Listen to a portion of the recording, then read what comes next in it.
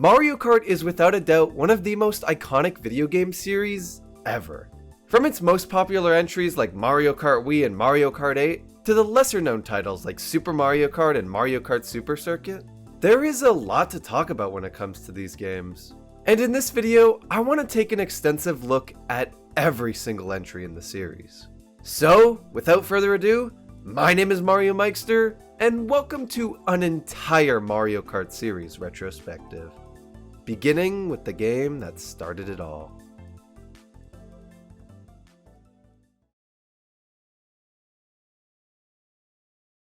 Released on September 1st, 1992 here in North America, Super Mario Kart is the first entry in the Mario Kart series. And funny enough, originally wasn't even supposed to feature Mario characters.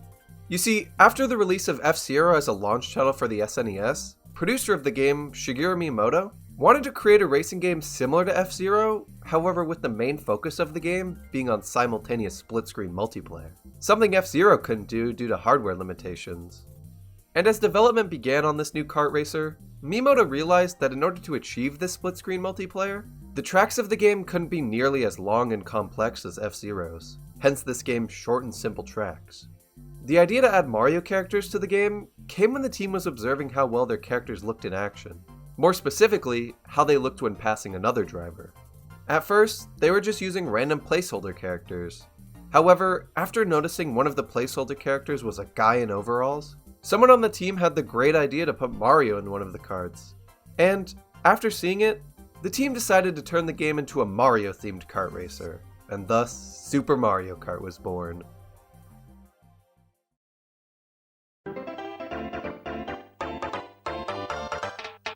Upon opening the game, you're greeted with this simple but cute little title screen, and have the option to play either one-player mode or two-player mode. Obviously, being the loner I am, we're going to be starting off with the one-player mode. In single player, you have the choice between Grand Prix and time trials. And while time trials are literally the exact same in this game as they are in every other Mario Kart game, with the goal being to race across a certain course as quick as you can without the bother of other racers or items, the Grand Prix mode is actually pretty different. Probably the biggest difference overall when comparing this to every other entry in the series is that Grand Prix are 5 races instead of 4. Along with that, Super Mario Kart is one of only 2 games in the entire franchise to feature a live system. You see, placing in 5th place or below in this game, Mario Kart 64 and Mario Kart Super Circuit, will result in you being unable to move on. In Mario Kart 64, you can restart a race as many times as you want until you get 4th place or higher, while this game and Super Circuit have a live system and only allow you to retry 3 times in total throughout an entire Grand Prix.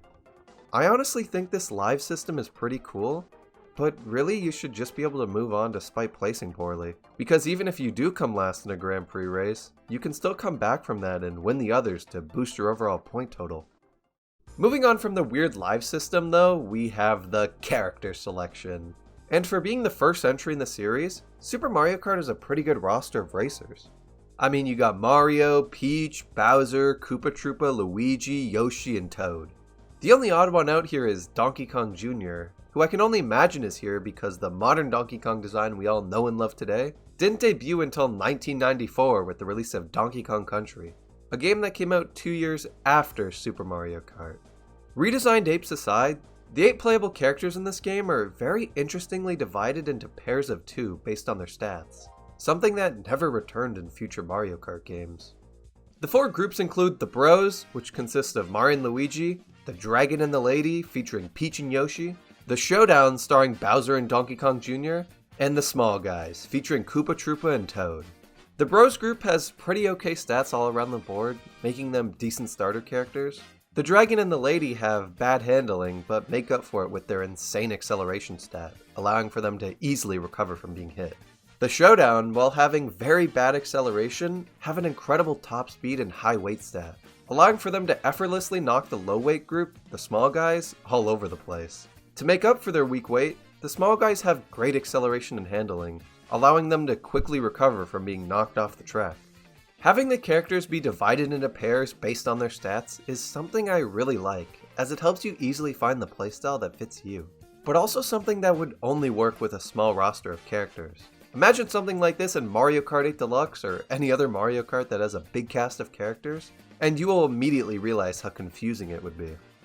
Stats aside though, there is a lot of charm to how these characters are grouped. I mean, obviously Mario and Luigi being together is a no-brainer, but combinations like Bowser and Donkey Kong Jr. or Peach and Yoshi are very unexpected pairings that actually make a lot of sense when you think about it. I would say, oh, I would love to see this return, but we did see it return as a main gimmick. One thing that really surprised me when I played this game for the first time years ago was how nice the controls felt. I mean, you would think trying to play a racing game on this would be difficult and annoying, but it absolutely isn't.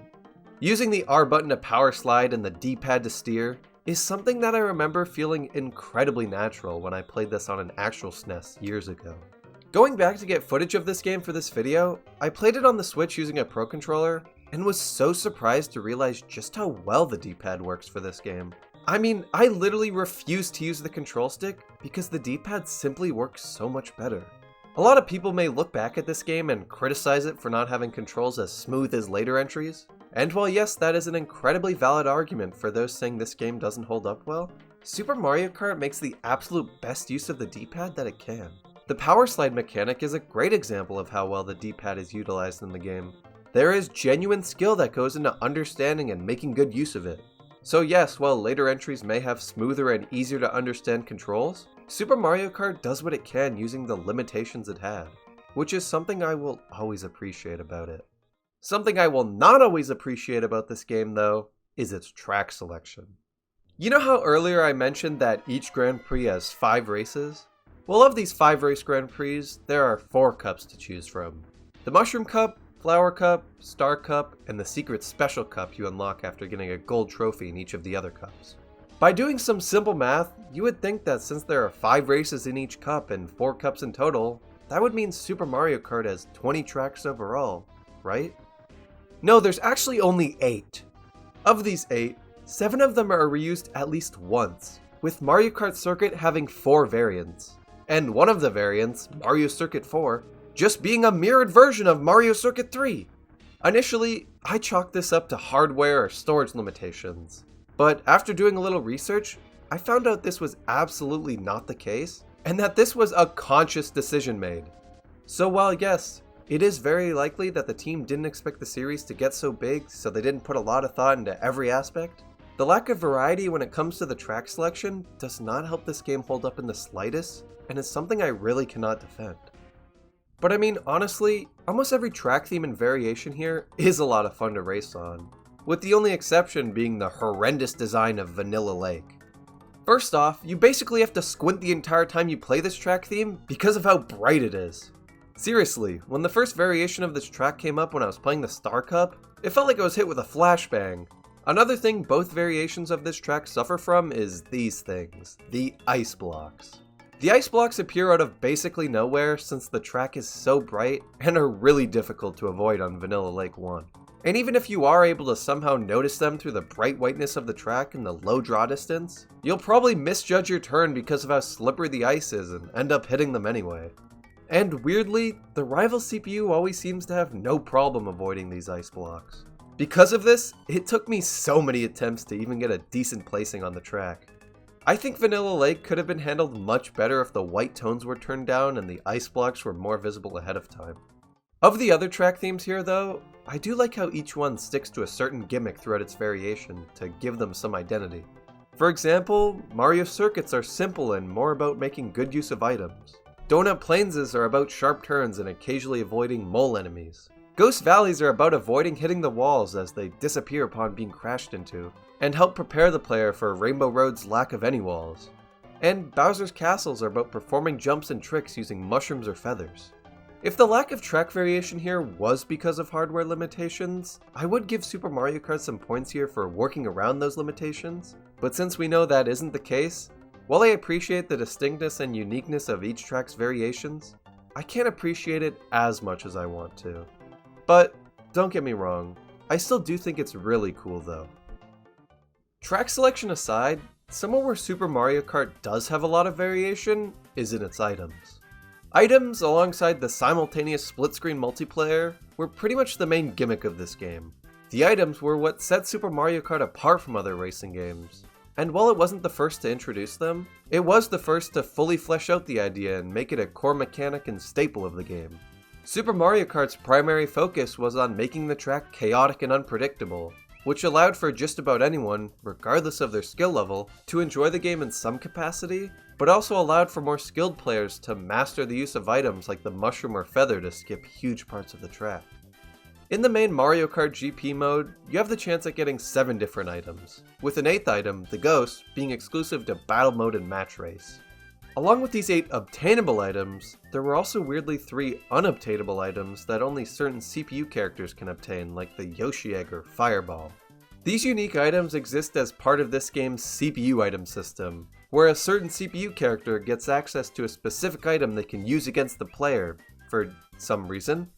For example, characters like Donkey Kong Jr. or Koopa Troopa get obtainable items like a banana peel or green shell, while other characters like Peach and Yoshi get unobtainable items like the Poison Mushroom or Yoshi Egg. I imagine this was done so each CPU character would have a specific item that fit them, but it is really weird that these items are unobtainable. Imagine if it was like this in Double Dash or something. My absolute favorite obtainable item in the game has to be the feather. This item, as I briefly mentioned before, allows you to skip huge parts of a track when used right, and perfectly lends to the flatness of the tracks in this game. A lot of people have wanted to see this item return in a future Mario Kart game, but ever since the series jumped to 3D, ignoring Super Circuit, it wouldn't work nearly as well. The feather thrives off of Super Mario Kart's flatness. I was happy to see it return in Mario Kart 8 Deluxe as a Battle Mode exclusive item though, as it does kinda work there. Moving on to the thing this game was most praised for at its release, we have the multiplayer. And playing this with a friend, I had a lot of fun. The Grand Prix translates really well, and it was very fun competing against each other alongside the CPUs for who'd win the race. The actual split screen of it wasn't distracting or hard to transition to at all, since the game always has you in split screen mode, regardless of if you're playing multiplayer or not, for some reason. I was honestly surprised with just how much fun it was playing with another person, and even more surprised at how well it worked. Simultaneous split-screen multiplayer to this caliber was very uncommon back in the early 90s, and the fact that it holds up this well over 30 years later says a lot about how much fun this must have been back when it came out. If you have a Nintendo Switch Online subscription, I would highly recommend trying this game at least once with a friend. The most fun I had with the multiplayer in this game had to be with the battle mode. You have 4 courses to choose from that are decently different enough from each other in both their layout and design. The gameplay is about as simple as a battle mode gets in a Mario Kart game, but is somehow still better than the battle mode we got in the Wii U version of Mario Kart 8. You have 3 balloons, and your goal is to run over item panels and use those items to hit the other player 3 times in order to pop all their balloons. Battle mode does remove items like the coin and lightning, as the coin would be pretty useless, and the lightning would be too useful. There is one item exclusive to the battle mode though that I mentioned before, and that's the ghost item. The ghost makes the user invisible to the other opponent for about 20 seconds. During this 20 seconds, the ghost will steal an item from the other player if they can and give it to the user. I honestly have no idea why this item was exclusive to the battle mode and match race, as it would have been incredibly useful in the main Grand Prix mode, but for some reason is stuck here. Overall though, the battle mode in this game is incredibly simple, but does its job as a fun mode to play every now and then. I genuinely appreciate just how simple they kept it here, but I'm glad they did expand upon it and give it more depth in later entries. For the last of the 2-player exclusive modes, we have Match Race. This mode allows for 2 players to race against each other similar to Grand Prix, however letting the players choose specific tracks to race on, and most notably, not including any CPUs. I really appreciate that this mode is here, as it lets players essentially 1v1 each other, without having to worry about the broken CPU rubber banding and item use. Super Mario Kart, being the first entry in the Mario Kart franchise, obviously has its flaws. I mean, you have the reused track themes, weird unobtainable items, sometimes annoying track design, and interesting rival mechanics. But at its core, this is a really solid experience. I mean, ignoring the gameplay itself, Super Mario Kart not only laid the groundwork for the entire Mario Kart series, introducing staple mechanics to the franchise, but it also forever changed what a racing game could be. There are so many kart racers that took direct inspiration from this title. Super Mario Kart redefined a genre. The controls hold up astoundingly well for a SNES game, and the D-pad couldn't have been utilized better. There is so much replayability present in this title, and whether it be playing time trials trying to get your best time on Rainbow Road, battling with a friend and constantly bumping into walls you didn't know were there, or just racing, simply racing in a Grand Prix, probably against a Luigi CPU that just won't stop spamming stars. Going back to this game, I was skeptical. I mean, just look at it. Yes, it looks graphically impressive for a SNES game, but I thought that's about as far as it would go. I couldn't be more happy to have been proven wrong. Super Mario Kart is one of, if not the most fun SNES game I have ever played. And it says a lot about how great the Mario Kart series is, when a game that's constantly considered to be the weakest in the series is still one you can get hours of enjoyment out of. I can confidently say that even over 30 years after its initial release on the SNES in 1992, and an entire series of sequels building upon its foundation and constantly improving it, Super Mario Kart absolutely still holds up.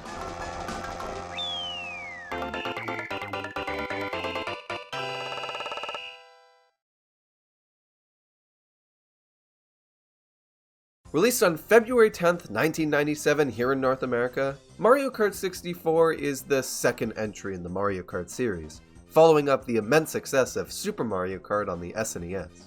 Development for this game began around sometime in early 1995 under the name of Super Mario Kart R, with the R standing for rendered. The main goal that the team had when developing the game was to have it be capable of simultaneous 4-player split-screen multiplayer, as the N64 was the first Nintendo console to have 4 controller ports, and Nintendo wanted 4-player multiplayer to be a big selling point of the system. By far the biggest issue that the team faced during development was a lack of processing power.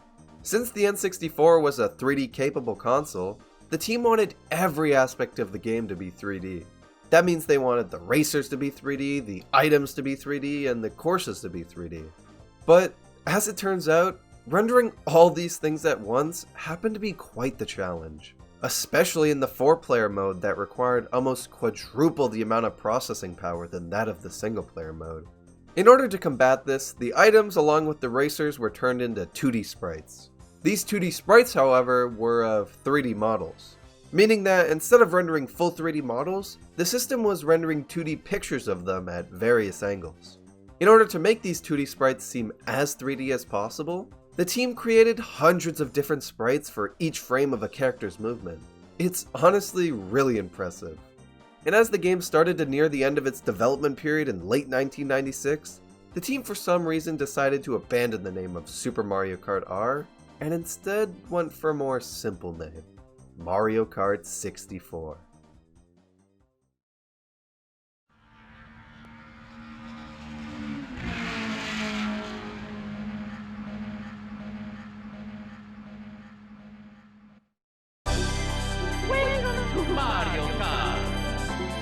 Upon opening the game, you are literally greeted by Mario on the title screen and have the option between 1, 2, 3, or 4-player mode.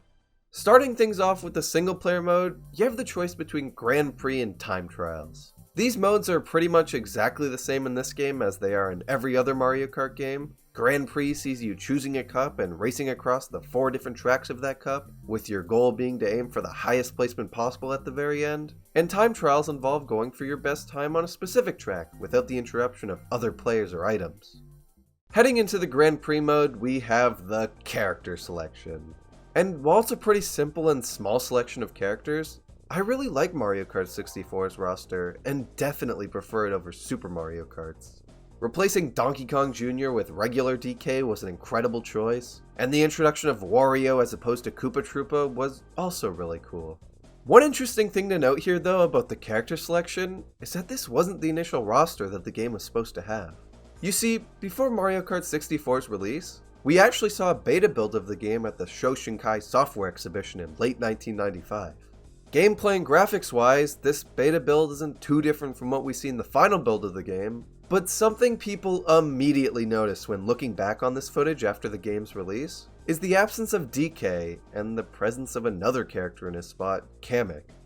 To this day, nobody really knows why Kamek was here and why he was replaced with DK, but I do honestly prefer having DK over Kamek anyway.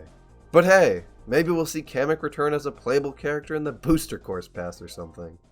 Returning back to the final character selection, the racers here are divided into 3 different weight classes that determine their stats.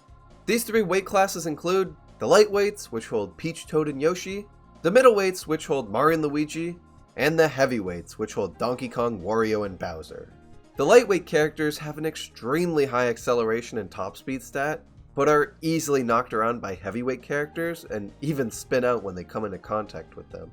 The middleweight characters have a decent top speed stat, but suffer from a pretty low acceleration stat. Finally, the heavyweight characters have both a low top speed and acceleration stat, but are easily able to cause lightweight drivers to spin out. Throughout my time playing the game, I chose to stick with one of the lightweight characters, Yoshi, as I preferred the high speed and acceleration stats of the lightweights. Personally, I think dividing the characters up like this into classes depending on their weight is perfectly fine, and was definitely the way to go with later entries as the character roster increased. But for this game, I honestly think that they should have stuck with the pairs of 2 idea that Super Mario Kart had. In that game, character stats were determined by what pair they were in. These pairs even had their own unique names that added a bit of charm to them, like with Mario and Luigi's group being called the Bros, and Yoshi and Peach's being called the Dragon and the Lady. These groups were easy and simple to follow, and again, had that little bit of charm to them. Speaking of charm, Mario Kart 64 has a lot of charm in one particular aspect of it: the track selection. The biggest issue I had with Super Mario Kart was its lack of track variety.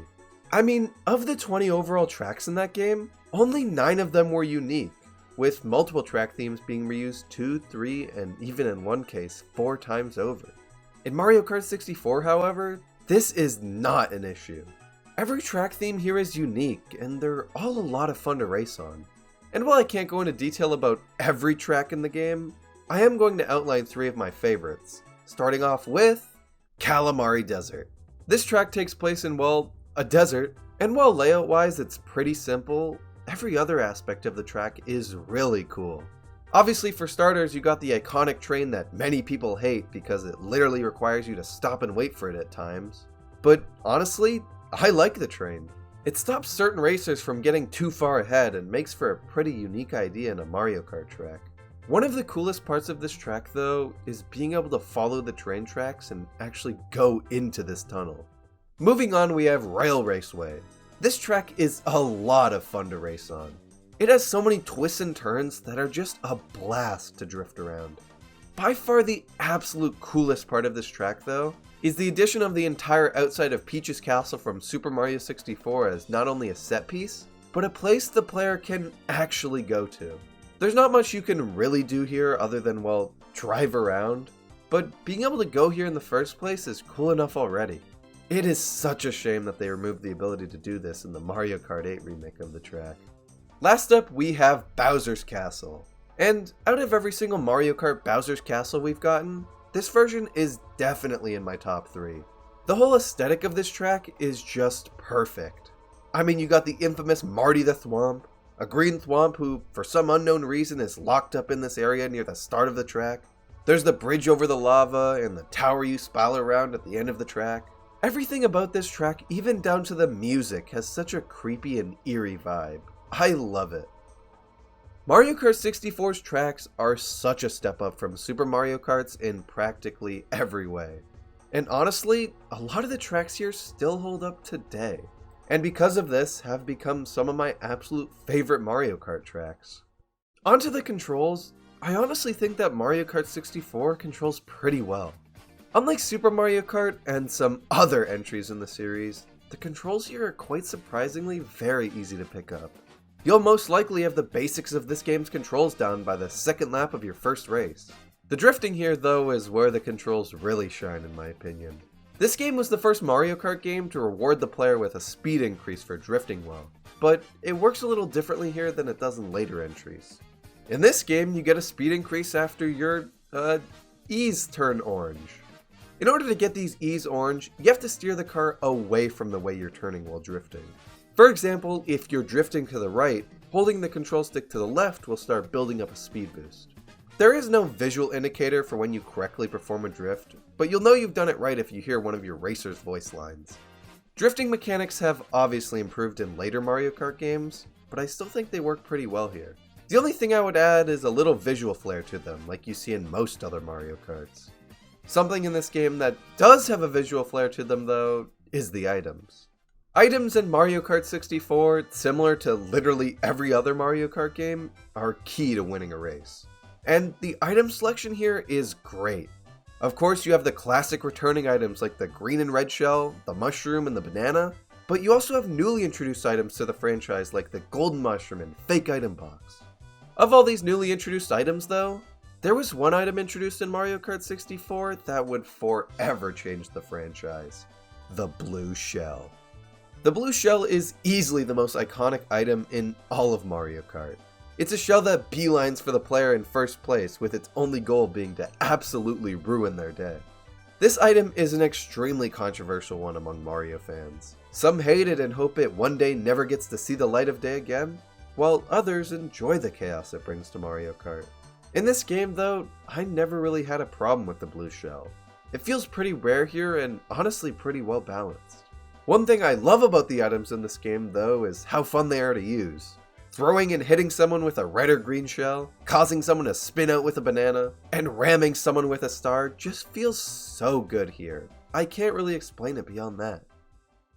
Moving on to my absolute favorite part of this game, we have the multiplayer. Mario Kart games are, at their core, meant to be experienced with other people. Sure, the single player is a lot of fun, but nothing beats playing it with some friends. And while I wasn't able to do full 4-player multiplayer, I was able to do 2-player with a friend. We started off with the Grand Prix mode and oh my god, the game is just so much more fun this way. We were constantly hitting each other with items, and doing whatever the hell this was on Wario Stadium. Any small or minor issue I had with this game in the single player mode was just non-existent in multiplayer.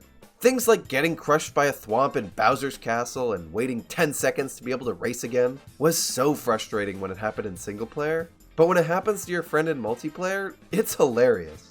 It's very clear that a lot of this game was designed and built around playing with at least one other person, and I absolutely love the insanity that ensues because of it. The only thing I was really worried about in multiplayer though was the transition from full screen to split screen being hard to adjust to.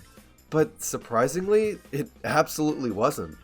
But in order for a Mario Kart game's multiplayer to truly be amazing, there's one thing it has to do right: the battle mode. Battle mode in Mario Kart is a simple concept. Instead of racing, you're battling, trying to make the other player lose all their balloons by bombarding them with a variety of items. Mario Kart 64's battle mode is highly regarded by many as the absolute best Mario Kart battle mode.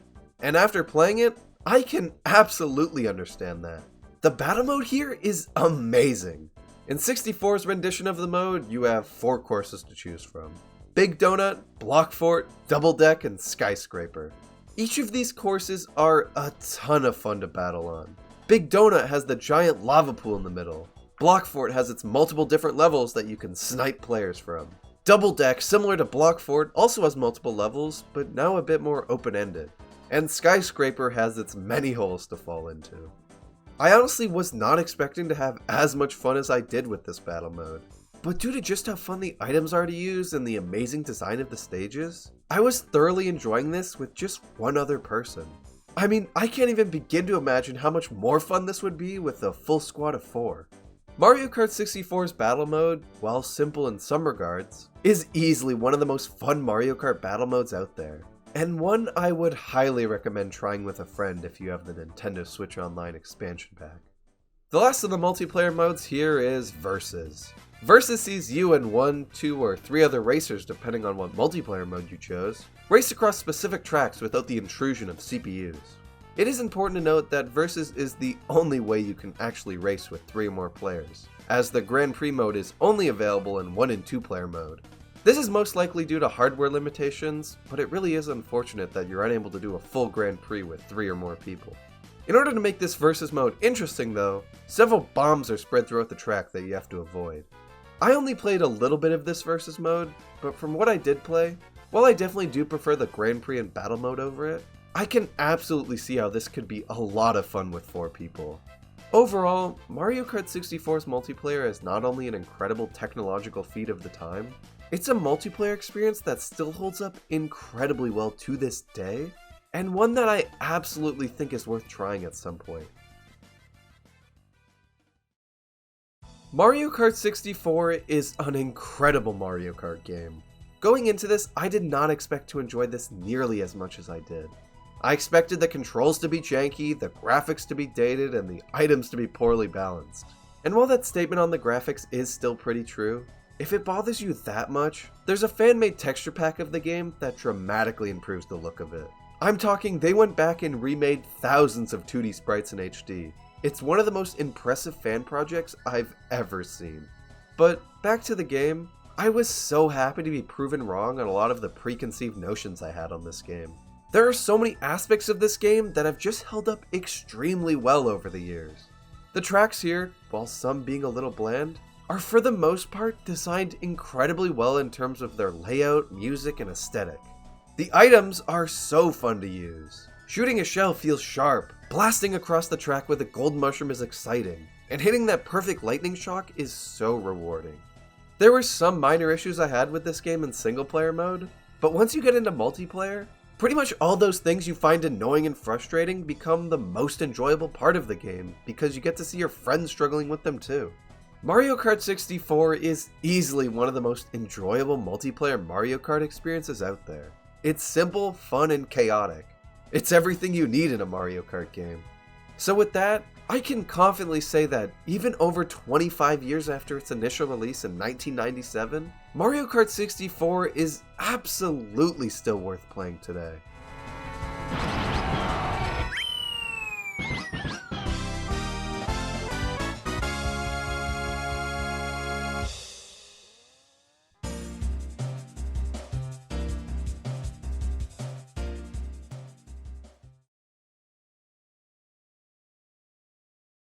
Released on August 27, 2001 here in North America, Mario Kart Super Circuit is the third entry in the Mario Kart series, and the first to be released on a portable console.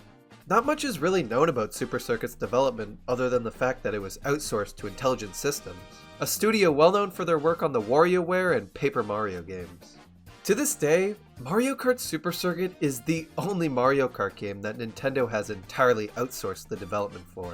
And considering the fact that Intelligent Systems had never worked on a racing game prior to developing Super Circuit, it's honestly really impressive they were even able to make a Mario Kart game in the first place. An early logo for the game that was featured on Nintendo's website a few months before the game's release in 2001 reveals that the game's initial title was supposed to be Mario Kart Advance, which, despite being the final title for the Japanese release of the game, was for some reason changed to Super Circuit in the North American and European releases of the game. But a last-minute title change wasn't the weirdest change that happened during Super Circuit's development. Some beta footage of the game from Space World 2000 shows us that the character models were much different than what we see in the final release of the game, sporting a more bobblehead-esque look.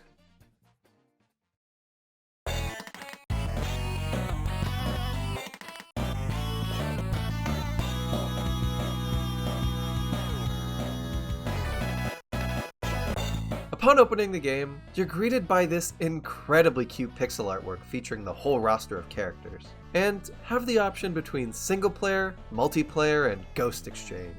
Obviously, since Mario Kart at its core is meant to be experienced with other people, what better mode to start off with than multiplayer? Okay, heading into the single player mode, you have the choice between Grand Prix, Time Trials, and Quick Run. And while the Grand Prix and Time Trial modes may seem familiar, Quick Run might not. Quick Run is essentially the equivalent to the single-player versus mode you see in modern Mario Kart games. Here you get to choose exactly what course you want to race on rather than having to play through an entire Grand Prix Cup. You get to choose how many laps there'll be, and even if coins or items will be on. This mode is perfect for people who just want to get a quick race in, hence the name of Quick Run, but also for those who like to spice things up a little bit and raise the lap count or test their skills and try to win without using any items. Heading into the character selection, the roster here is the exact same as Mario Kart 64, even sharing the same weight classes and stats as they did in that game, with only minor changes like lightweight characters now having a lower top speed stat, and heavyweight characters now having a higher top speed stat. It's weird.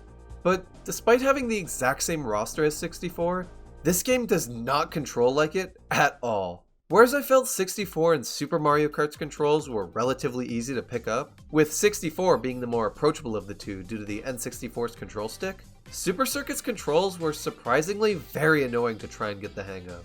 Instead of having the controls down within a lap or two of my first race, I ended up taking almost 4 whole races before I was even able to kind of understand how it all worked. And even then, I was still slipping and sliding around the track the whole race, to the point where I literally had to switch to a lighter weight character in order to have any sort of traction on the ground.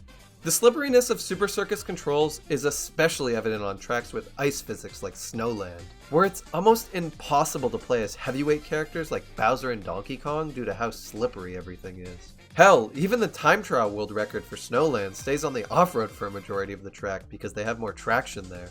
Super Circuit's controls aren't all bad though. Once you're able to adjust to its slipperiness, there is some fun to be had with trying to master certain tracks and take advantage of their flaws. Overall though, while the controls do have some charm to them, it's really difficult to appreciate that charm when there are much better controlling Mario Karts out there that are much easier to pick up. One thing that is easy to appreciate about Super Circuit though, is its track selection. The tracks here, while obviously a step down from 64 graphically, are some of the most creative in the entire series. Tracks like Riverside Park, Cheeseland, Sky Garden, and Ribbon Road are not only a blast to race on, but are also incredibly aesthetically pleasing. I absolutely adore the backgrounds each stage has. They're also full of charm and take perfect advantage of the GBA's colorful 16-bit art style. Without a doubt though, one of the coolest ways Super Circuit takes advantage of its graphical limitations is with its course previews. Rather than including screenshots or a short video preview of the tracks within a cup like pretty much every other Mario Kart game does, Super Circuit instead has unique artwork for every single course in the game. For Shy Guy Beach, you got a picture of Yoshi with some sunglasses on, chilling under an umbrella, enjoying a drink. Luigi Circuit's got a picture of Peach and Toad hanging out with these snails. Cheep Cheep Island has some artwork of DK rethinking all of his life choices. Snowlands has a picture of Mario covered in a pile of snow. They're all so creative. These artworks just bring the tracks to life, and I would love to see this kind of course preview return in a future Mario Kart game. Back to the tracks themselves though, out of every single one in this game, there were 2 that really stuck out to me. Sunset Wilds and Rainbow Road.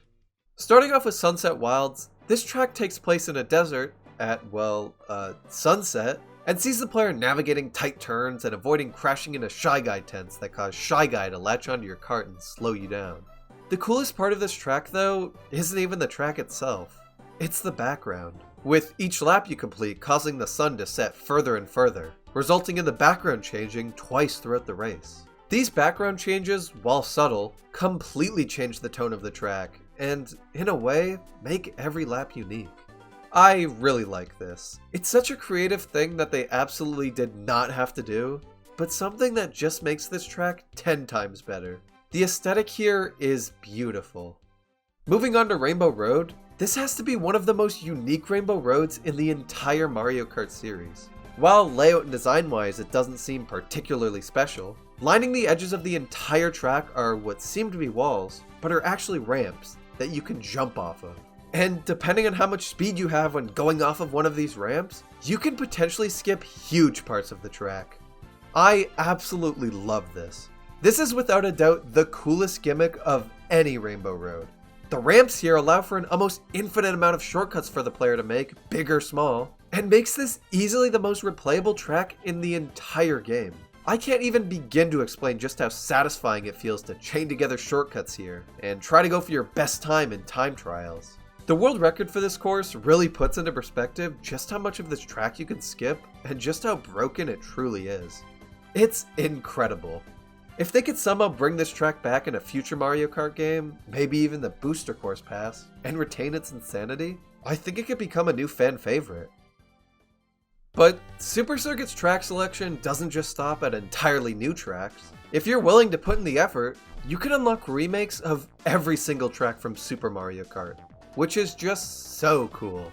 The way you go about unlocking these tracks, though, is anything but cool.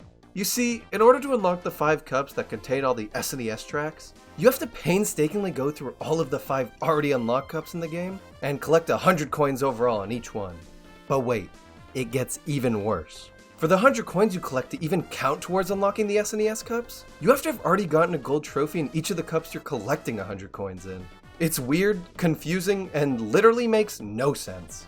Annoying unlock requirements aside though, having every single SNES track remade here is so cool. Each and every track here looks and sounds so much better than they did on the SNES, despite the fact that both games run on a very similar engine. The colors in these tracks just look way more vibrant here, and make the tracks stand out a lot more than they did on the SNES. I love it. The fact that they basically hit an entire remake to Super Mario Kart here is something I will always appreciate about Super Circuit. This is something you would never see from Nintendo nowadays. Speaking of Super Mario Kart though, I find it really weird just how much Super Circuit builds upon that game, rather than building upon 64. I mean, as the third entry in the series, you'd think this game would attempt at being a sequel to, or at least build upon the foundation of Mario Kart 64, but it actually adopts way more elements from Super Mario Kart. Of course, yeah, there are similarities to 64, like with it having the exact same roster as that game, similar character models, and almost the exact same item pool. But in terms of how the game actually plays out, Super Circuit feels like a direct sequel to Super Mario Kart more than anything. I mean, for one, you have the 2D flatness of everything, that, while obviously a byproduct of the GBA's graphical limitations, is still a much more refined version of the 2D gameplay of Super Mario Kart. Along with this, Super Circuit also brings back coins, a major aspect that was missing from 64. The only unfortunate part of Super Circuit's connection to Super Mario Kart is that, in its attempt to try and recapture and refine the gameplay of that game, while also mixing in some ideas from 64, it ultimately fails to really introduce anything new to the series, making it the least inventive Mario Kart game. I mean, even introducing something as little as a new item or character could have helped this game stand out a little bit. The lack of anything new here really makes this game one of, if not the most forgettable entry in the series. Forgettability aside, one aspect of this game I will never forget is the multiplayer. By connecting up with other Game Boy Advances using the Game Boy link cable, up to 4 people could race against each other in the Grand Prix and Versus modes, or battle against each other in the Battle mode. One of the coolest parts of Mario Kart Super Circuit's multiplayer though, was that you could still play with other people even if they didn't own the game themselves, which was a huge deal at the time. This single cartridge multiplayer mode was dubbed Single Pack Multiplayer. The way the GBA was able to pull off single pack multiplayer without actually downloading the game onto the receiving systems like the DS's download play feature did, since the GBA didn't have any internal storage, was to essentially project another screen onto the GBAs of the people who were connected to the first player. Which meant, in order for the game to properly work, this single pack multiplayer had to be much more dumbed down than the multi-pack multiplayer, due to the limited amount of data that could be transferred through the link cable at a time, resulting in only 4 tracks being available, those being SNES tracks, the animations being much less smooth, and only 1 character being playable, Yoshi, who had 4 different colors representing the 4 players. But regardless of how cool this single pack multiplayer mode was, the absolute best multiplayer experience in this game came from the multi-pack mode. The multi-pack mode allowed you to experience the entire game, not just 4 tracks. Going into this multiplayer mode, I wasn't expecting much, but surprisingly, there is a lot of fun to be had here. Starting off with the Grand Prix and Versus modes, these were really fun. I mean, they're not really anything to write home about, but it was so cool being able to race across these tracks with a friend and fight for first place. The mode I enjoyed the most here though, was very unsurprisingly the Battle mode. I don't know why, but it's always such a surreal experience going back to an old Mario Kart game and playing its Battle mode. I guess it's just cool to see how that specific game handles it. Super Circuit's Battle mode is so much fun. I personally enjoyed it a lot more than Super Mario Kart's. The courses here, on the other hand, are fine. They are a little bland, but honestly that didn't really take away from how cool it was to play this with a friend. If you have the Nintendo Switch Online plus expansion pack subscription, I would highly recommend booting this game up and trying it with a friend. It's totally worth it. Overall, Super Circuit's multiplayer is really well done, especially the Battle mode. And the ability to be able to play with someone even if they didn't own the cartridge was an incredibly cool addition, even if it did limit a lot of what you could do.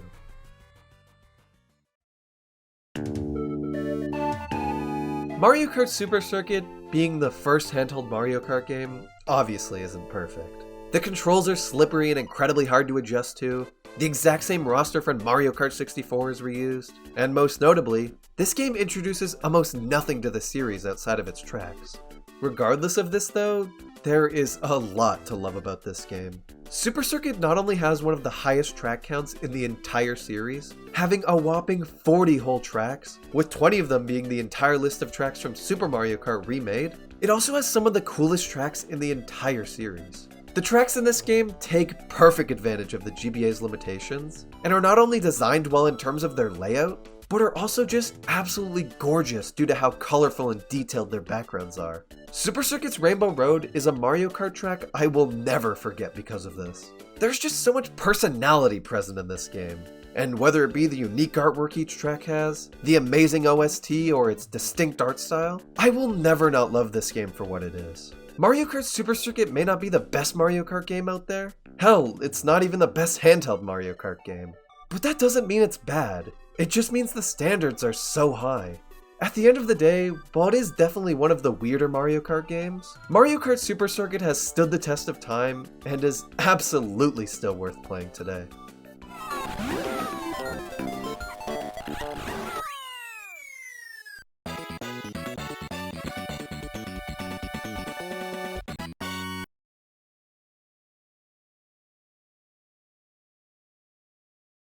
Released on November 17, 2003 here in North America, Mario Kart Double Dash is the fourth entry in the Mario Kart series, and the first entirely 3D Mario Kart game, as all the other entries up to this point were either 2D games that simulated a 3D environment, or in Mario Kart 64's case, had a 3D environment but featured 2D character and item sprites. During development, the team really struggled with making the game feel like a proper follow-up to Mario Kart 64. As, at the time, Mario Kart 64 was not only highly regarded as the best Mario Kart game ever made, but one of the best racing games ever made. And in order to truly make this game a distinct follow-up, they started brainstorming ideas on new mechanics, items, and characters they could introduce that would appeal to both fans and newcomers to the series.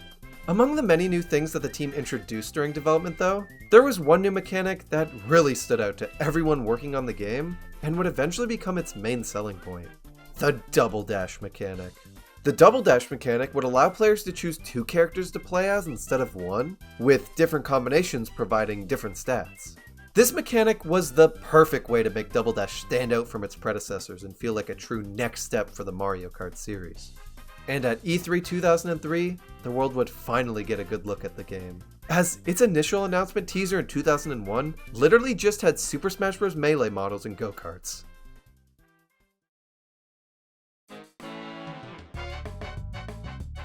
Getting into the actual game itself, you have this pretty standard Mario Kart title screen showcasing a bunch of the characters racing. One thing I've always found funny about this title screen though, is the inclusion of two trademarks on the logo. I guess they were really just leaning into the whole double thing with this game.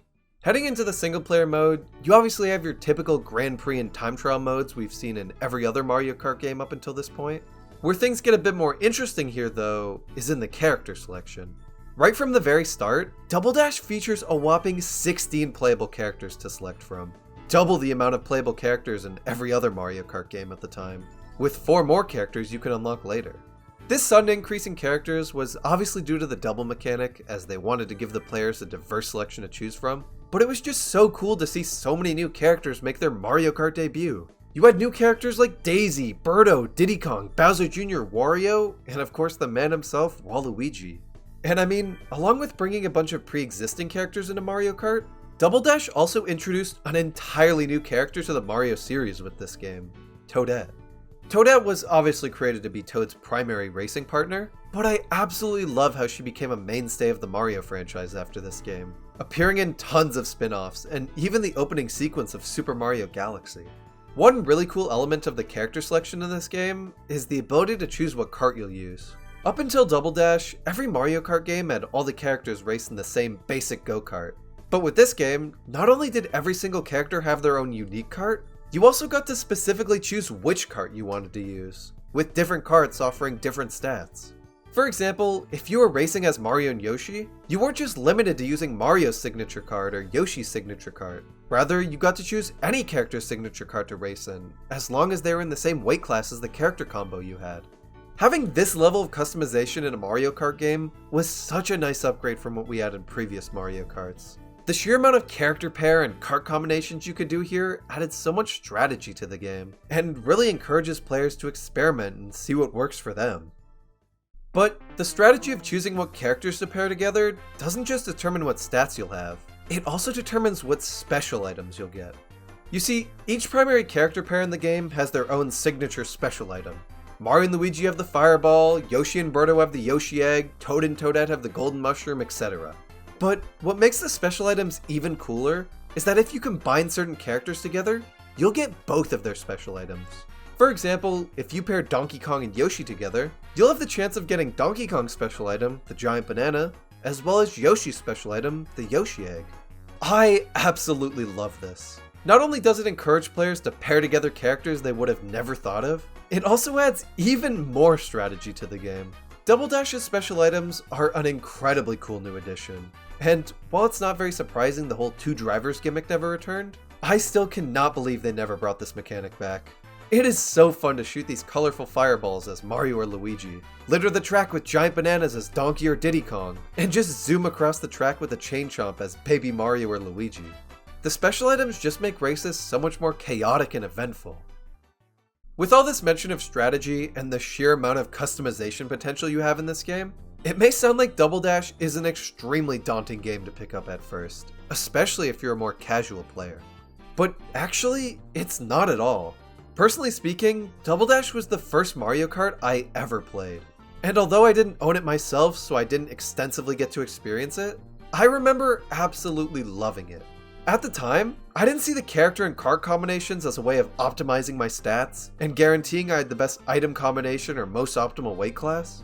Rather, I saw it as a way to make my two favorite Mario characters team up and race in a cool looking kart. Double Dash does a great job at hiding all the little details away and doesn't bombard you with stats when you're choosing your characters or kart.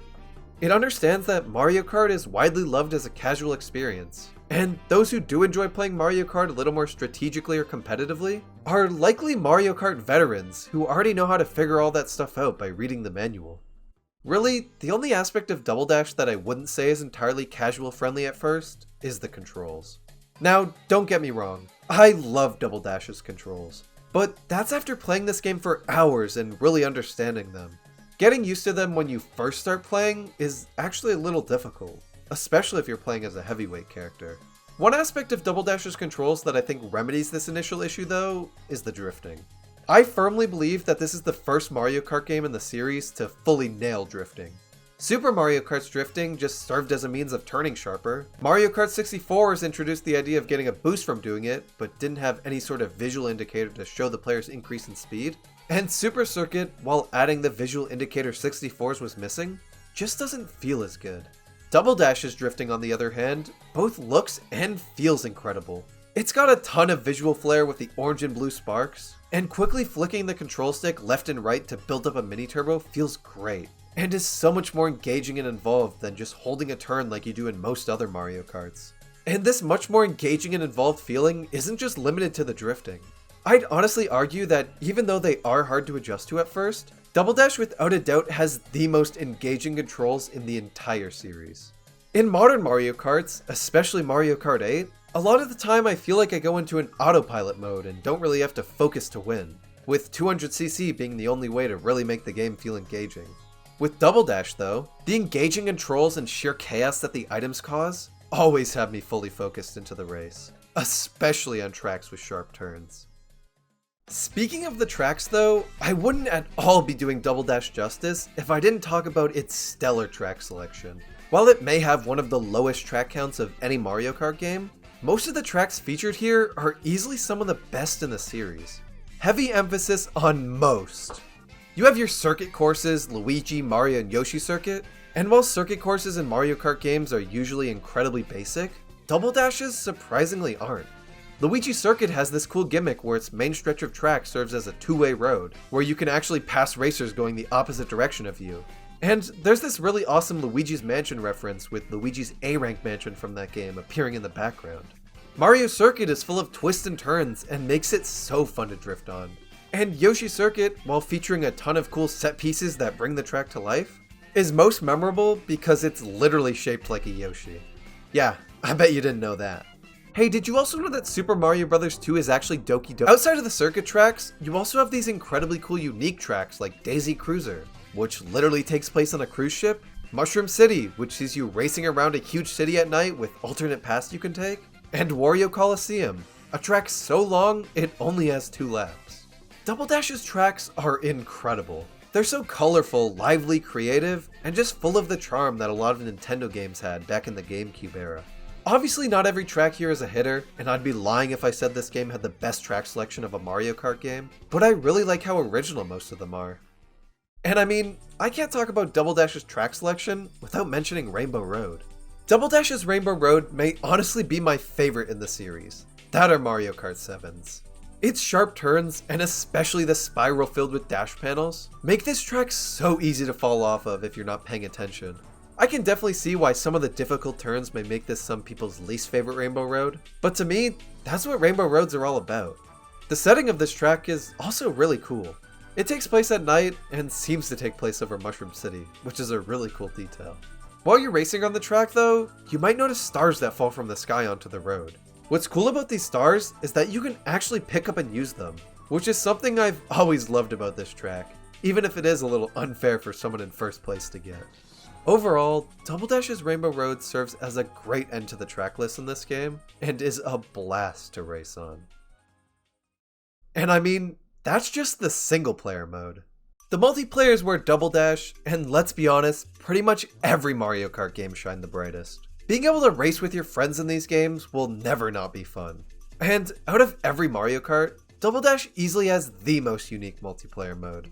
For starters, you have the option between racing against your friends or with your friends due to the Double Dash mechanic allowing 2 characters in one kart. Outside of that, you have your basic multiplayer modes you come to expect from Mario Kart games: Grand Prix, Versus, and Battle Mode. The mode I chose to start off with was Grand Prix mode. And, I mean, it was fun. This and the Versus mode aren't really too special. Don't get me wrong, I am so glad they are here, and I really enjoyed my time with them, but these don't really differ all that much from the Grand Prix and Versus multiplayer modes before it, and I mean, they don't have to either. They're here and they're good. That's all I can really say about them without repeating what I said about the other games. Where this multiplayer mode actually starts to get interesting though, is in the battle mode. Up until Double Dash, Mario Kart battle modes were solely balloon battles, where you just collected item boxes and try to catch your opponents off guard and hit them with an item to make them lose one of their 3 balloons. Here, the balloon battle mode returns, but new to the Mario Kart series are 2 brand new modes, Shine Thief and Bomb Blast.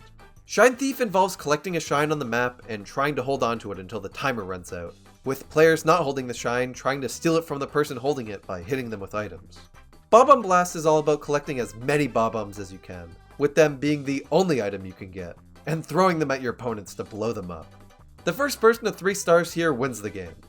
These 2 modes are alright. Shine Thief can be pretty boring with only 2 people, as a lot of the time you're just circling each other, but with 3 or 4 people, it's a pretty good time. Regardless though, it's great to have at least some diversity in the battle mode. And I mean, along with these 2 new modes, you also have some brand new tracks to battle on, like this one based off the mansion from Luigi's Mansion, one that takes place on a giant GameCube, and my personal favorite, Pipe Plaza, where you can shoot through different pipes. Overall, while the battle mode here is great, it's definitely not what I enjoyed most about the multiplayer in this game. The multiplayer mode I actually enjoyed the most here was very surprisingly the co-op mode.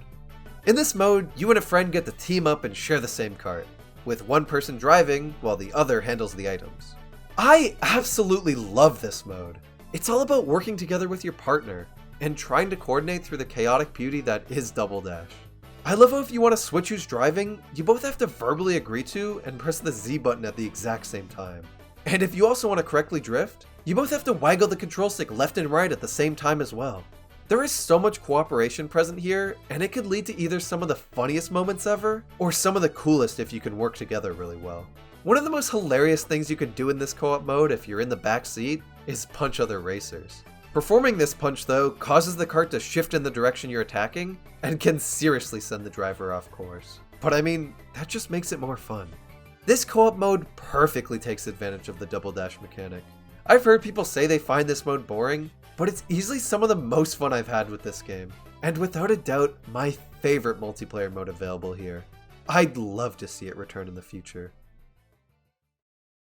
Mario Kart Double Dash is one of the best GameCube games, and honestly a true contender for best Mario Kart game. It is such a creative and chaotic mess, and I mean that in the best way possible. You have so much freedom here in regards to what character pair to pick, what kart to pick, and what special items you want. The Double Dash mechanic is still one of the coolest one-off gimmicks in any Nintendo game. The track selection here is so diverse and original, with only 2 of the 16 tracks being lame. The controls, while hard to adjust to at first, are incredibly engaging and will always have your full attention. The multiplayer has so much to offer. You have classic Grand Prix and Versus modes, 3 battle modes, and a co-op experience no Mario Kart has ever been able to top. It's so unfortunate that this game was released on one of Nintendo's worst performing systems sales-wise. This is a game any Mario Kart fan needs to play at least once. It's just so unique and underrated. Later entries in the series like Mario Kart DS and Mario Kart Wii do introduce a lot more to the franchise, but due to just how different this game is from all the others, it will never become obsolete. Overall, Mario Kart Double Dash may not be a perfect game, but it's damn near close to it. And in my eyes, is an absolute masterpiece.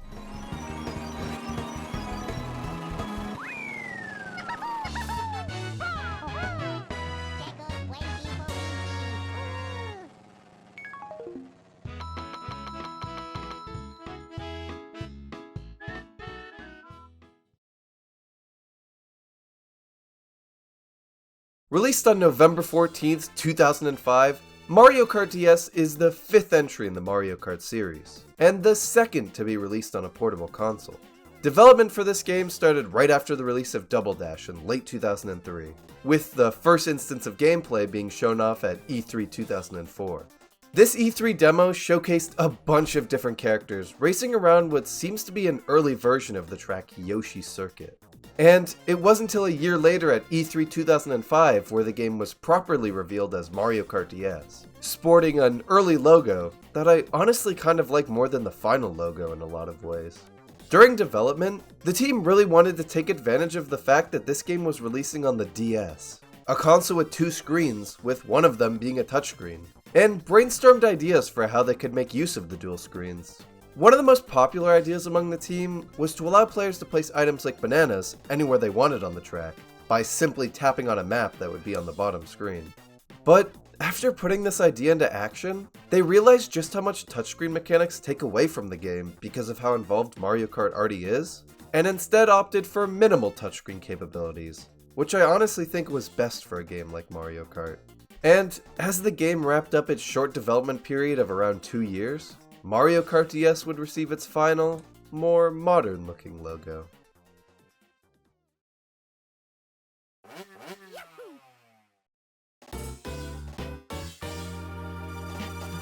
Upon opening the game, you're greeted by 3 modes. You got the classic single-player and multiplayer modes you come to expect from Mario Kart games, but new to the series is a brand new 3rd mode, Nintendo WFC. Nintendo WFC, better known as Nintendo Wi-Fi Connection, was a service that allowed players to play select Nintendo games online for free without any external accessories. The very first game to support this service, and the game that released alongside it on the exact same day, was none other than Mario Kart DS. Having the ability to play a Mario Kart game online was a pretty big deal back then, but we'll get back to that a little more later. For now, let's talk about the actual game itself. Starting off with the single player. One of the first things you're prompted to do when entering the single player mode, or well, any mode for the first time, is create an emblem. To create an emblem, you simply draw on the bottom screen what you want to be displayed on your kart, and it'll be there. I remember messing around with this emblem creator so much when I was younger. It's such an amazing way to take advantage of the DS's touchscreen. You could draw anything on your kart. And whether it be a star, coin, shameless advertisement, or, whatever else drew on their cart when this game came out, it was still an incredibly charming addition to the game. Speaking of charming additions though, we have the character selection. And while at first this roster may seem a little disappointing, as initially it is the exact same roster as Mario Kart 64 had, there are actually 4 unlockable characters here that you get through completing certain cups. You have 2 returning characters, Daisy and Waluigi, but you also have 2 brand new characters to the Mario Kart series, Dry Bones and Rob the Robot, for some reason. I mean, while Dry Bones is an incredibly cool new addition to the series, eventually becoming a fan favorite, Rob has always been one of the weirder characters added to Mario Kart. I mean, I'm not complaining that they're here, but their inclusion has always left me wondering why. Moving on though, returning from Mario Kart Double Dash is the ability to select what kart you'll use. But while in that game, each character only got 1 signature kart that best represented them, DS actually has 2 signature karts for each character. And a lot of these karts are actually really cool looking. Mario has the iconic B-Dasher that's seen in almost every single piece of promotional artwork for the game, but also has the Shooting Star. Luigi has the Poltergust 4000 along with the Streamliner. Dry Bones has the Banisher and the Dry Bomber. I really wish some of these karts returned in later Mario Kart games. They're so cool. But hey, maybe we'll see them in the Booster Course Pass or something. Looking back at this game now, it's kind of hard to appreciate the level of customization present in the different karts you can select here, due to just how much Mario Kart 7 and 8 leaned into the customization aspect. But I still really do appreciate the strategy that comes with selecting what kart to use with which character due to the stats they offer. Moving on, we have one of the most important aspects in any Mario Kart game, the controls. And for a game that is primarily controlled using the D-pad, Mario Kart DS controls surprisingly well. You would think going from the full analog control you had in Double Dash to only having a D-pad that can go at most in 8 directions would be jarring and hard to adjust to, but it's actually not. The last game in the Mario Kart series to use D-pad controls prior to DS was Super Circuit. And honestly, I didn't enjoy the D-pad controls all that much there. I mean, sure they functioned, but they were just so slippery. Whereas DS's controls feel very responsive and sharp, which is incredibly important for a Mario Kart game where you're always making split-second decisions. And these sharp and responsive controls make drifting in this game incredibly fun. The drifting mechanics from Double Dash return here, and involve rapidly alternating between pressing left and right on the D-pad in order to build up a drift, instead of just holding a turn like you see in later Mario Kart games. This drifting style is just so much more engaging than the style you see in later Mario Karts. It makes drifting effectively something you have to plan, as some places are harder to drift in than others, and you have to account for if drifting will be worth it there to try and win the race, or if you should just play it safe. The only real issue with this drifting style is snaking. Since drifting here isn't dependent on how sharp you turn or how long you hold a turn for, rather being based on how fast you can alternate between holding left and right, you can actually continuously drift back and forth on straightaways given enough practice. Snaking was a huge problem back in the day on Mario Kart DS's online mode, and is without a doubt the reason Nintendo simplified drifting in the later Mario Karts. Controls weren't the only thing Mario Kart DS did great though. It also had an absolutely phenomenal track selection. I absolutely adore the variety here. You got tracks like Luigi's Mansion, an incredibly cool course that takes you through and around Luigi's Mansion. Delfino Square, a track based off Delfino Plaza from Super Mario Sunshine, featuring a bunch of Piantas cheering you on around the course. Airship Fortress, a track inspired by the airship levels of Super Mario Bros. 3 and World, which sees you swerving to avoid bullet bills and shooting out of a giant cannon. And of course, the most iconic track from Mario Kart DS. And honestly, one of the most iconic courses in the entire series, Waluigi Pinball.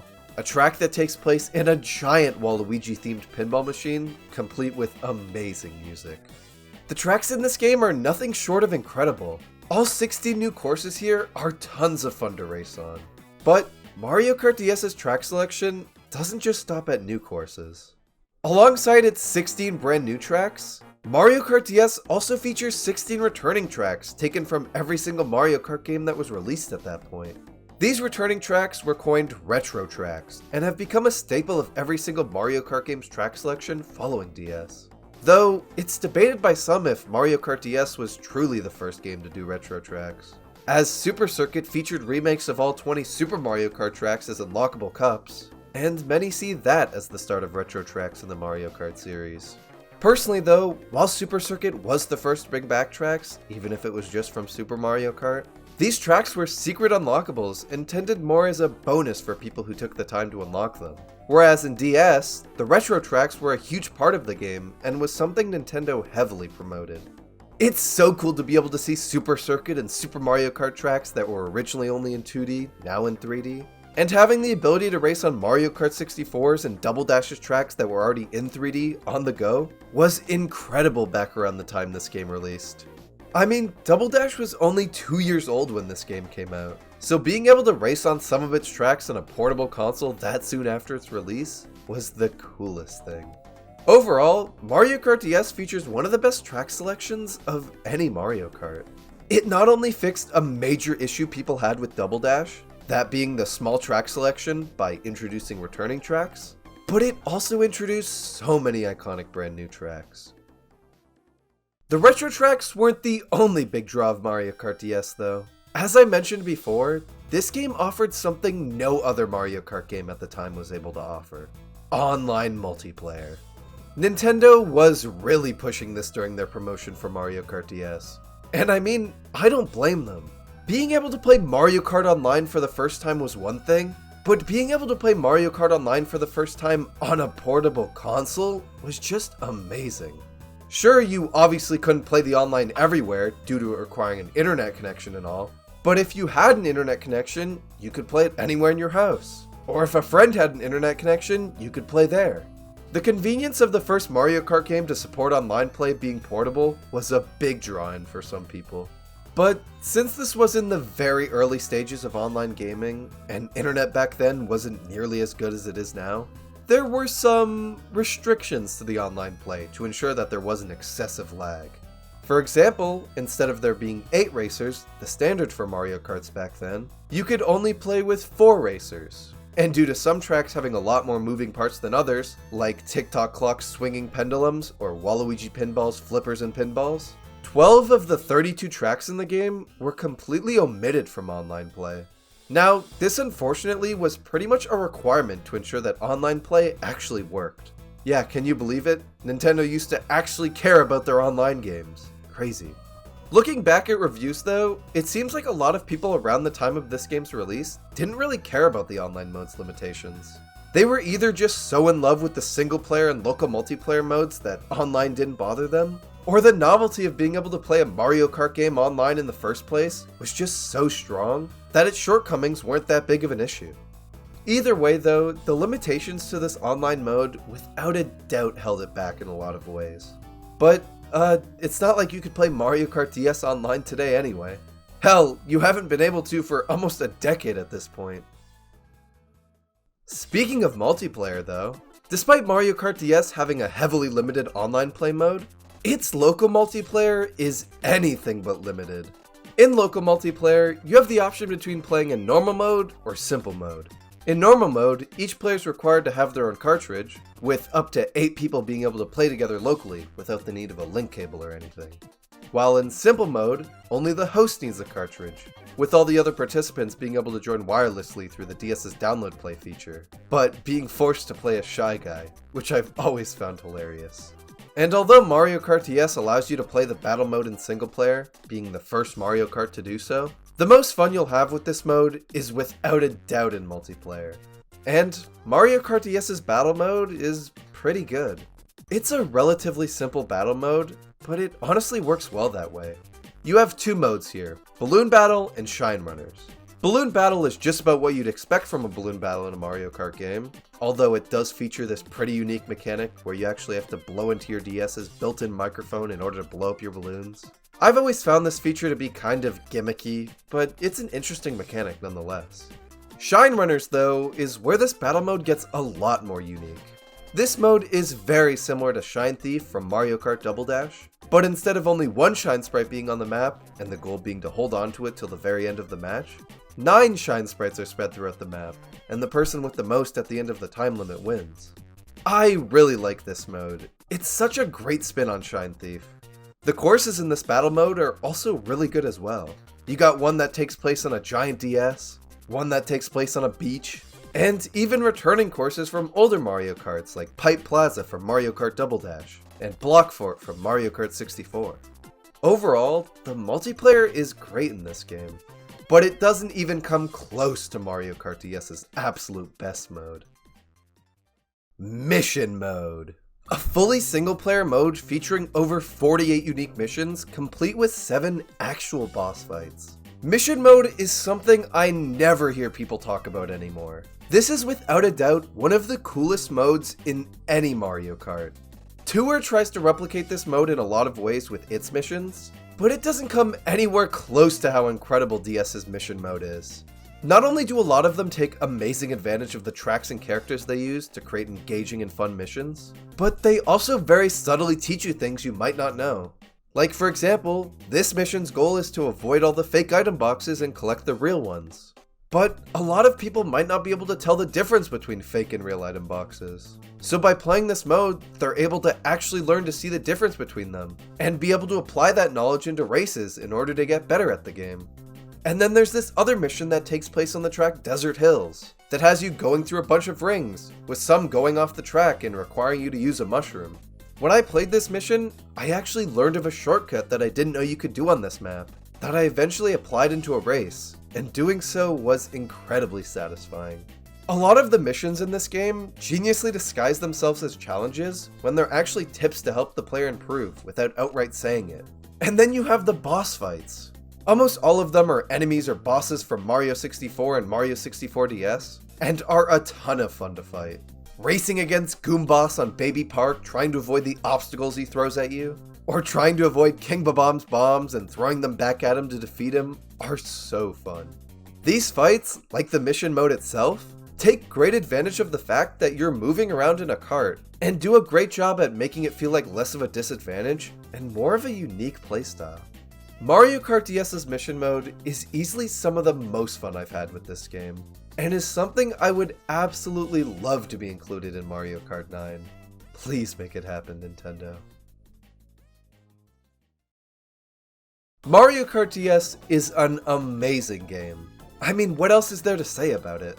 It showed us that handheld Mario Karts could genuinely live up to and be comparable to their home console counterparts. It showed us that not every DS game needed to have extensive touch controls, and instead used the DS's bottom screen to display a convenient map that you could glare down at with ease. This was the first Mario Kart game to feature online play, and although it was limited, it was damn good for the time period it was released in. Its track selection was easily one of, if not the best in the series at the time it released, offering 16 phenomenal new tracks and 16 returning tracks from all 4 Mario Karts that were out at the time, with almost every single new track here still holding up today, with some even becoming fan favorites. The mission mode is without a doubt the best side content any Mario Kart game has ever offered. And it genuinely surprises me that we've never seen this return outside of Tour's sad attempt to replicate it. Mario Kart DS is a game I have a lot of nostalgia for, and when working on this video, I tried my very best to not let that nostalgia blind me. I wanted to truly see this game for what it is today, and not what I saw it as back then. And to my surprise, this game holds up just as good, and in some cases even better than I thought it did. Mario Kart DS isn't just one of the best Mario Kart games of all time, it's one of the best video games ever made, and is one I will always love returning back to.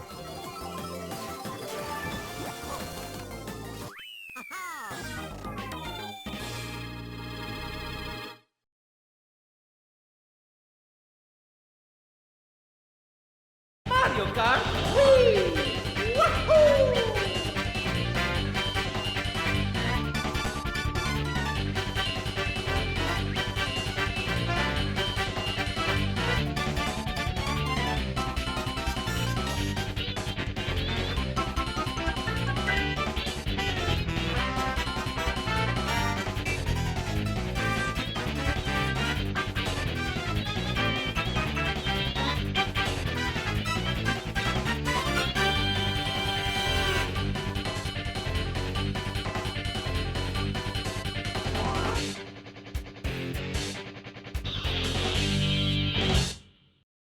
Released on April 10th, 2008, Mario Kart Wii is the 6th game in the Mario Kart series and was the best-selling game on the Wii besides Wii Sports. But I mean, Wii Sports literally came bundled with the system, so you couldn't even escape that game if you tried. Mario Kart Wii was a lot of people's first introduction to the Mario Kart series, myself included, and what a great introduction this game is. It has the ability to appeal to some of the most hardcore gamers with its insane tech, difficult shortcuts, and high skill ceiling, but also appeal to the casual audience with its simple controls and item selection that allows even the worst players to catch up to the dude drifting his ass off in first place. And speaking of controls, Mario Kart Wii has by far the most diverse selection of control schemes in the entire series. There are so many different ways to play this game. For those who prefer using an actual controller and not a literal TV remote, Mario Kart Wii allows you to connect a GameCube controller via the port on the top of the system, as well as allowing you to connect a Wii Classic controller or a Classic Controller Pro for a more traditional control experience. But I mean, that's for nerds. Real ones commit traffic violations using a sideways TV remote slotted inside a plastic mold of a steering wheel.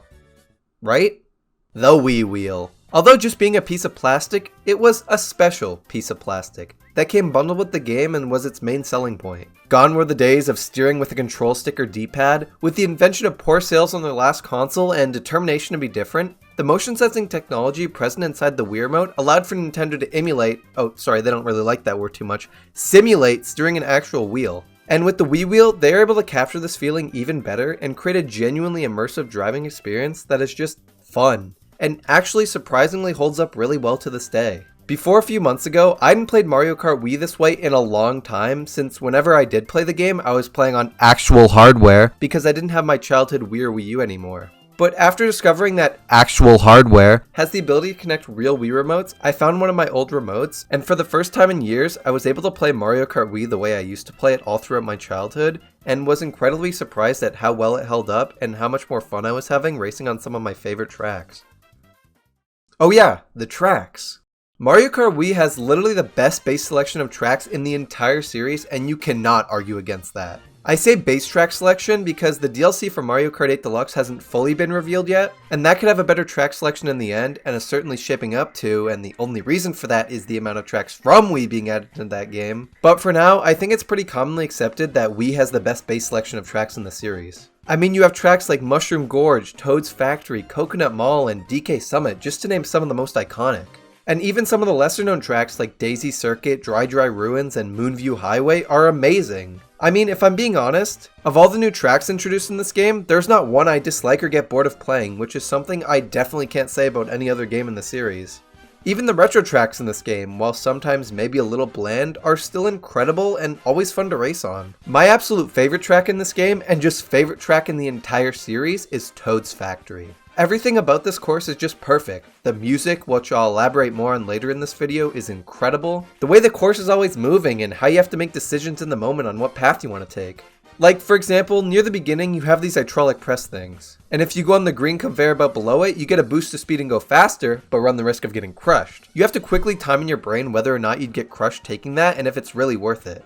I absolutely love this quick decision making the track offers for players who want to get the upper hand, because in my opinion, that's what Mario Kart is all about. Making decisions in the heat of the moment and seeing if they work. Trying something new because you saw it in the corner of your eye. It really is a shame that Toad's Factory has never appeared in another Mario Kart game. It would be perfect in Deluxe, especially on 200cc. And while on the topic of tracks exclusive to this game, we have one of my personal favorites, Moonview Highway. A track all about racing on a highway. There's a track similar to it called Toad's Turnpike in Mario Kart 64 and 8 Deluxe. But I mean, Moonview Highway does the idea so much better. The track is very difficult because of all the moving cars on the road, but steering around and avoiding them, especially at high speeds, feels amazing. The aesthetic of this track is also one of the coolest in the series. I mean, look at this place and tell me you wouldn't want to commit multiple traffic law violations in it. One amazing track from this game that is featured in other Mario Kart titles is Coconut Mall. This track has been talked about to death, but for good reason. It's incredibly creative and so much fun to play. It has so many different paths and cool areas to explore, as well as having one of the most notorious out-of-bounds glitches in the entire series. I mean, who couldn't love this course? Well, other than this guy. The tracks in this game are amazing. They're also creative, colorful, unique, and special. You can really tell that Nintendo put a lot of effort into making these tracks the best they could possibly be, especially in the music department. There is not a single moment of silence in this game. everywhere from the main menu to the character selection to the vehicle selection. Hell, they even made music specifically for waiting for someone with shitty internet to connect to an online lobby. And some of this background music for menus and waiting rooms does its job so well that a lot of the time you don't even notice it's there. But when you do, you gain a new appreciation for it because even little things like option music add a lot of charm to a game and help immerse the player even more in the world, which is one of the coolest things a game can do. But the ambient music isn't the only good music in this game. How could I possibly race on GBA Bowser's Castle 3 without its iconic song playing? Coconut Mall, Rainbow Road, Moo Moo Meadows, Maple Treeway, and many other tracks in this game have remarkable and iconic music that not only fits the vibe and aesthetic of the track, but also have the ability to push you forward while you race at high speeds through these different environments. I mean, there's a reason why a lot of people like to listen to Mario Kart music, especially Mario Kart Wii music, when they want to be productive. It just has this ability to get you going, and in a game like Mario Kart Wii where you're zooming around the corners of a factory and jumping out of fucking shopping malls, having a banger soundtrack is key to keeping the player engaged. Along with this, music is a way to trigger memories. For example, I could be listening to Mario Kart Wii music, and eventually the theme of Rainbow Road could come on, and I would be jamming out, but then a specific part would come on. The same part that came on when I clutched up a match last second by throwing a green shell at Baby Peach and 10-year-old me thought he was the best Mario Kart player in the world. I mean, I would have completely forgotten all about that cool childhood memory if it weren't for the music and how iconic and well made it was. But, if we're talking about iconic themes in Mario Kart Wii, I mean, who could forget this one? Although not the first Mario Kart game to introduce it, unlockable vehicles and characters were a big part of Mario Kart Wii, with a majority of characters and vehicles having to be unlocked through completing specific objectives. Like winning 25 Wi-Fi races, or beating 4 expert staff ghosts in time trials. I always thought specific objectives like these for unlockables were really cool because it makes the player explore different parts of the game they wouldn't have normally thought about exploring. Like, for example, time trials. A lot of people forget that Mario Kart even has this mode, but the time trials are a great way to get a better understanding of the tracks and try to go for a good time without having to worry about 33 red shells hitting you the entire time. I used to really enjoy when I was younger looking up on the internet how to unlock specific characters and vehicles so I could have everything, and how a lot of them required me to get decently good at the game to unlock. One thing I always struggled with getting good at though was the bikes. I still do today, but after learning more and more about them, I've started to appreciate them more. Bikes were a brand new addition in Mario Kart Wii and offered a different playstyle that just kinda never came back in future titles. I mean, they brought the bikes back, they just weren't as distinct anymore. In Mario Kart Wii, they allowed you to wheelie and get extra speed with the sacrifice of only being able to get a blue mini turbo out of a drift.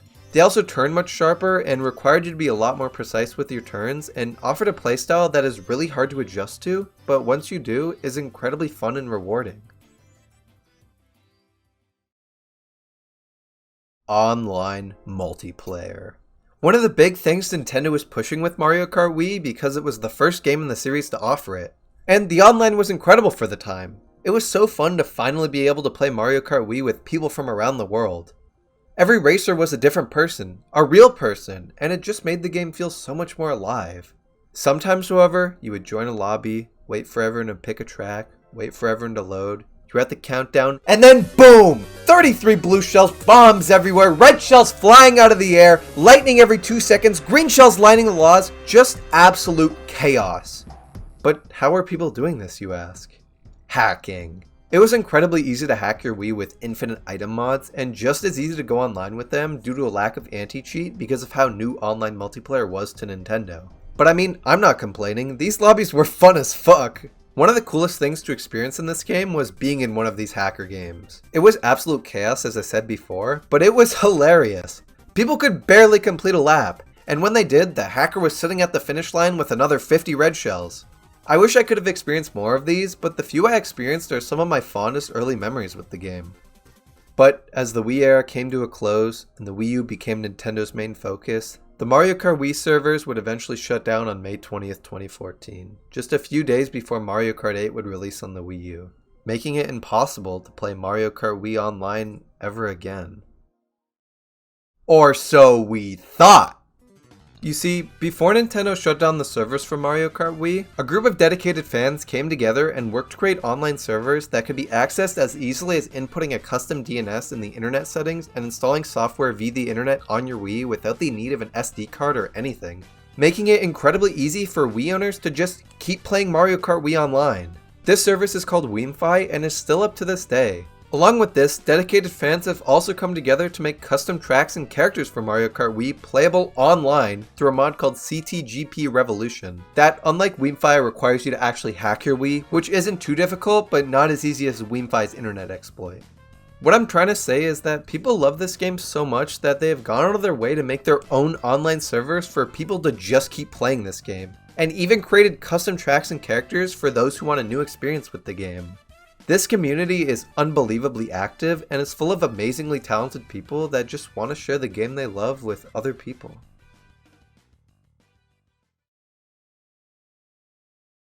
Mario Kart Wii is a special game. It came out during a time where Nintendo was innovating and trying new things. They had just found immense success with both the DS and the Wii, and when it came to making a Mario Kart game for the Wii, they knew it had to be something special, something unique, and they absolutely delivered on that.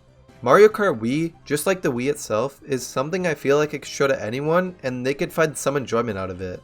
Whether it be the high skill ceiling, the fun motion controls with the Wiimote and Wii Wheel, the online, the time trials.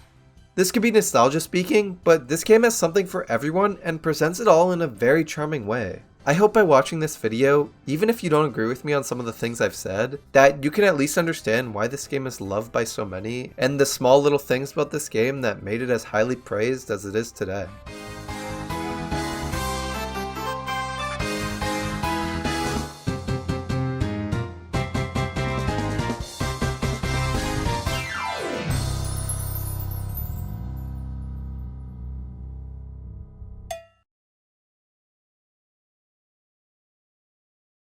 Released on December 4th, 2011 here in North America, Mario Kart 7 is the 7th entry in the Mario Kart series.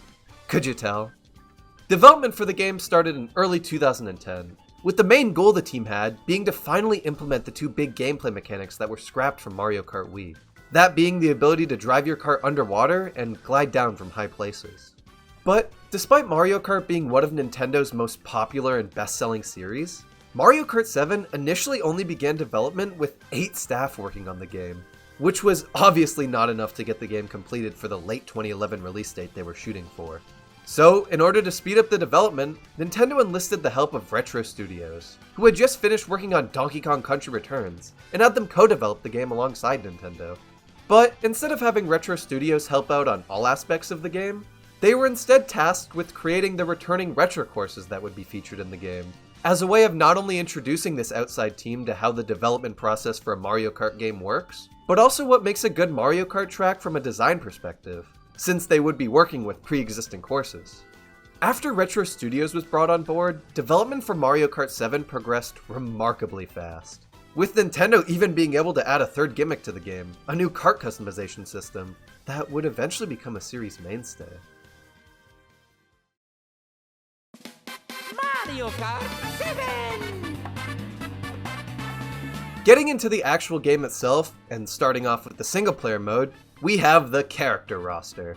Now, initially, the roster here isn't much, as is the case with most Mario Karts, with only the original cast from Super Mario Kart being playable here, with the exception of Donkey Kong Jr., who was replaced with regular DK. However, as you progress through each of the 150cc cups in the game, you'll unlock a new character upon winning each of the cups. You can unlock returning characters Wario, Rosalina, Daisy, and Shy Guy, but you also can unlock 4 completely brand new characters to the Mario Kart series.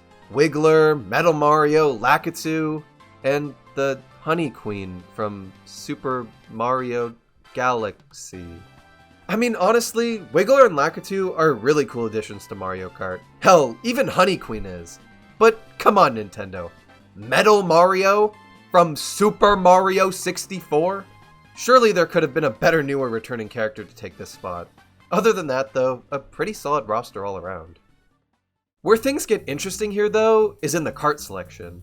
As I mentioned before, one of the big new gimmicks of Mario Kart 7 is the ability to fully customize your kart, down to the tires and glider it uses. Instead of the much more limited kart customization we saw introduced in Double Dash, that just let you choose the actual car and nothing else. In concept, I absolutely love 7's idea of a full-on kart customization system. I mean, just think of the possibilities it opens up. However, in execution, it's not perfect. In reality, 7's customization system is a double-edged sword in a lot of ways. Like on one hand, allowing all these different customizations with all these different stats gives more experienced players a much easier time creating the optimal build they want. But on the other, shoving all these stats down a player's throat, especially in an extremely casually friendly game like Mario Kart, can just downright confuse people, as it did with me when I was younger. And I mean, allowing players to create extremely lightweight, well-handling combos and vice versa almost completely invalidates the weight class of the character you choose. Which for some may seem like a blessing as it allows them to choose whatever character they want, regardless of weight class. But at the same time, it almost fully removes some of the core strategy from Mario Kart that's been there since the very beginning.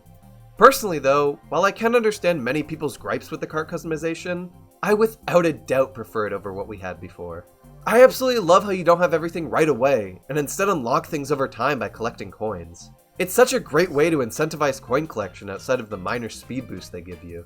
And it's always exciting to go into the kart selection screen and see what you unlocked. So overall, while the kart customization isn't perfect, it's still an incredibly cool new addition to Mario Kart, and something I still love messing around with to this day, in order to see what kind of crazy or just well-rounded customizations I can create.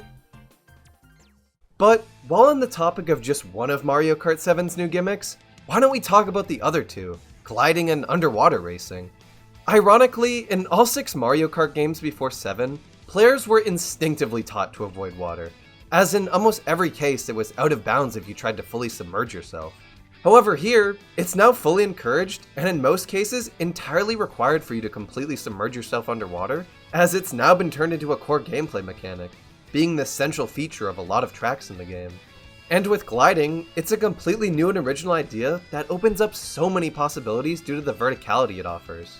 With it, you're no longer confined to simply just turning left or right. You have complete freedom and can go in any direction. And although there aren't too many tracks that take full advantage of gliding, the ones that do, like Woohoo Loop, Rock Mountain, and Maka Woohoo, show just how much fun this mechanic could be when it's executed right. And even the tracks that don't take full advantage of it still have incredible ideas and uses for the glider a lot of the time. Just look at SNES Mario Circuit 2. Here, the glider is used to simply launch you over another portion of the track. But if you go to the left, you can bounce off the wall here and cut off a sizable chunk of the track, which just feels so satisfying every time you do it. Returning back to underwater driving though, it isn't just a visual thing. Being underwater also changes your kart's controls, with some combinations excelling in water, and others not so much. These two mechanics are arguably some of the most game-changing mechanics Mario Kart has ever seen. Yet, for some reason, people seem to forget that they originated here and not Mario Kart 8. These are original ideas that genuinely change how you play Mario Kart, and I will always appreciate this game for introducing them. Something I haven't always appreciated some Mario Kart games in the past for, though, is their controls. To my surprise, however, Mario Kart 7 may very well be one of the best controlling games in the series. I don't know exactly if it's just the form factor of the 3DS and the positions of the buttons on the console, or just the controls in general being incredibly polished. It's probably a mix of the both. But I was just blown away by how great the controls felt when returning to this game. The circle pad works phenomenally for steering on the ground, underwater, and in the air. And while a bit small, the shoulder buttons work surprisingly well for drifting around the tracks. One of the absolute coolest parts of Mario Kart 7's controls, though, is the ability to go into first person and steer your kart by tilting the entire console. This isn't something you're going to want to be doing all the time, as the game obviously controls better outside of this mode, but playing like this occasionally, especially with the 3D slider turned up, can be a lot of fun. And is a nice little change of pace from your typical Mario Kart playstyle. I think it would be so cool to see something like this brought back in the future. Okay, so Mario Kart 7 introduced 3 amazing new mechanics to the series, added 4 new characters, and controls incredibly well? Surely its track selection isn't too great then? Wrong! Mario Kart 7 without a doubt has one of the most consistently good track selections in the entire series. Seriously, the selection of courses in this game is heavily underappreciated and not talked about nearly enough. I was so shocked to remember how many great Wii tracks made their way into this game. I mean, you got Coconut Mall, Koopa Cape, Maple Treeway, and even outside of the Wii tracks, you got some great DS tracks, N64 tracks, and just an absolutely stellar retro selection. Created by Retro Studios, of course. But, as you know, returning courses aren't what make a track selection memorable in a Mario Kart game. It's the brand new tracks that really leave an impact. So let's take a look at all of them. Starting off with the Mushroom Cup, you've got an honestly pretty mid selection of tracks here. Those being Toad Circuit, Daisy Hills, Cheep Cheep Lagoon, and Shy Guy Bazaar. Obviously, as a starter track, Toad Circuit isn't going to be the most insane and technical track in the world, but they definitely could have done a lot more than practically just copy what Figure 8 Circuit did from Mario Kart DS all the way back in 2005. But hey, at least this version of the track looks better than Mario Kart 8's version. Onto Daisy Hills though, this track is a pretty decent tutorial for the glider that also features some pretty fun course elements that at least make it somewhat memorable. The third track of this cup, on the other hand, Cheep Cheep Lagoon, is a whole lot of nothing. The only purpose this track serves is to show off the underwater driving mechanic. That is literally it. There's nothing interesting about it, and it barely does anything with the underwater driving. It just shows you that it exists. The last track of this cup though, Shy Guy Bazaar, is actually a ton of fun, and really the track that saves this cup from being bad overall. Its aesthetic and vibe are so unique, and the creative course elements it has makes this one you'll not only enjoy replaying, but one you'll remember. With a start as bad as the Mushroom Cup, you'd probably be under the impression that every other Nitro Cup is just as bad or even worse than it. But fortunately, that is absolutely not the case, as Mario Kart 7's selection of brand new courses gets a lot better with the Flower Cup. Here you've got Woohoo Loop, Mario Circuit, Music Park, and Rock Rock Mountain. And while Mario Circuit may not be the most interesting course in the world, the other three here definitely are. Woohoo Loop literally takes place on Woohoo Island from Wii Sports Resort and sees you, well, taking a loop around the entire island and seeing all its iconic landmarks. Music Park has this incredibly cool gimmick of incorporating the music of a Mario Kart track into the track itself, with piano and xylophone notes being added to the song as you drive across giant versions of those instruments, with hazards that even sync to the music. And the last track of this cup, Rock Rock Mountain, takes full advantage of the glider, and honestly does a much better job than Daisy Hills ever could at showing off just how cool the mechanic could be when used right. I've always loved just shooting off this ramp and gliding down the mountain. Onto the Star Cup, this Grand Prix starts off strong with Piranha Plant Slide. I've always felt this track is incredibly underrated because its theming is just so cool. It's based off the underground levels from the original 2D Mario games, more specifically the original Super Mario Bros., and it does such a great job at translating the atmosphere and vibes of those levels into a Mario Kart track, while also keeping it unique and introducing some new elements, like the underwater portion at the end. I absolutely love how hard this track leans into the aesthetic of Super Mario Bros. As well. It really feels like I'm driving through a 3D version of a 2D Mario level, as weird as that sounds. But moving on, for the second track of the Star Cup, we have Wario Shipyard. Personally, I've never really been the biggest fan of this track, but I can respect how unique its layout and theme are. It actually takes really good advantage of underwater driving, and that's always going to be worth something.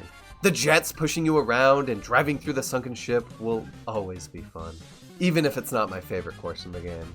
One track I am personally a fan of though, at least this game's version of the track, is Neo Bowser City. This course's atmosphere is incredible. For once, instead of a Bowser track taking place in a giant castle, this time it takes place in this futuristic but gloomy neon-lit city, full of so many twists and turns that are incredibly easy to mess up due to the constant rain pouring on the track. I really hope in the future Nintendo does more Bowser courses like this, because the castles do start to get kind of stale. Ending off this cup though, we have without a doubt one of my favorite Mario Kart tracks, just ever. Maka Woohoo.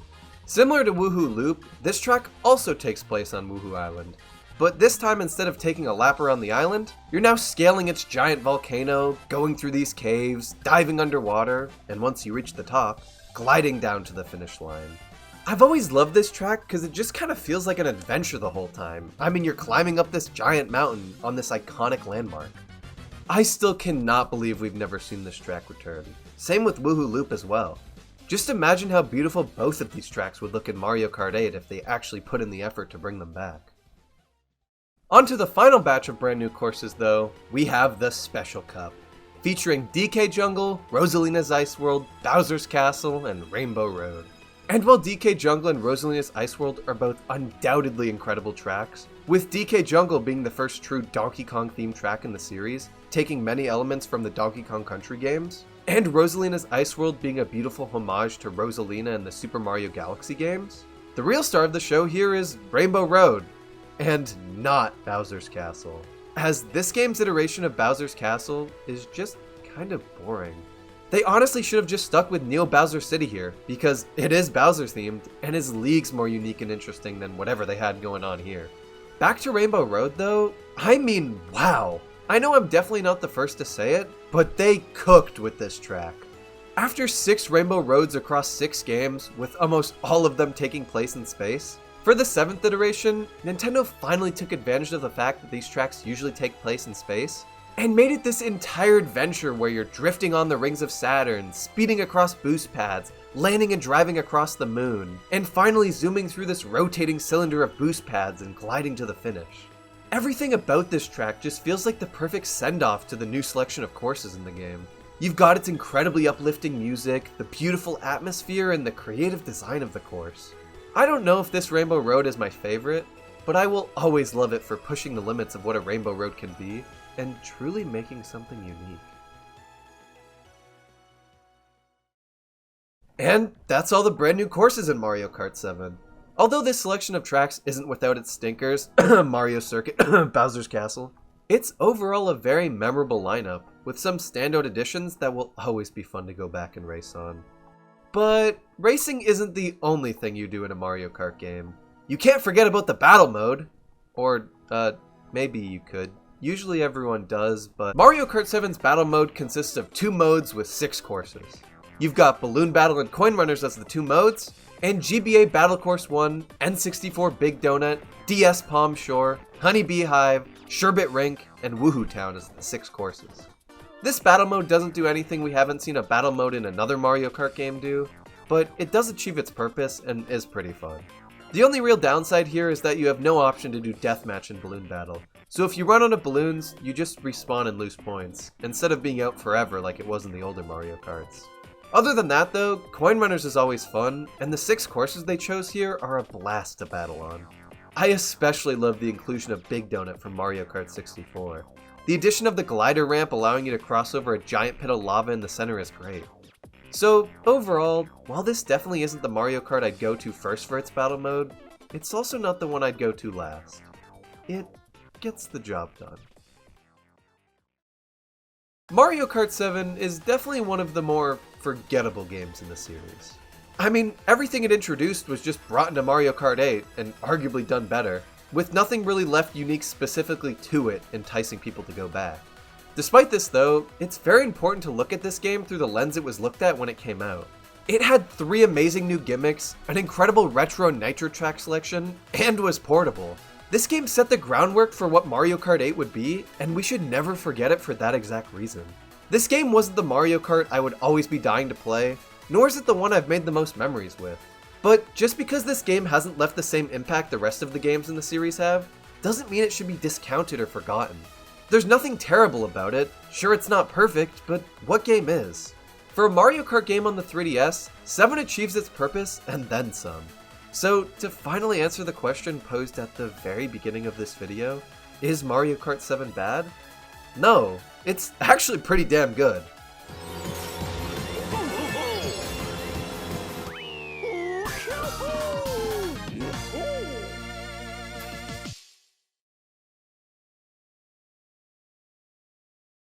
Initially released worldwide on May 30th, 2014 for the Wii U, and later re-released as an enhanced port for the Nintendo Switch on April 28th, 2017, Mario Kart 8 is the 8th entry in the Mario Kart series. Yeah, they got real creative with the names after Mario Kart Wii.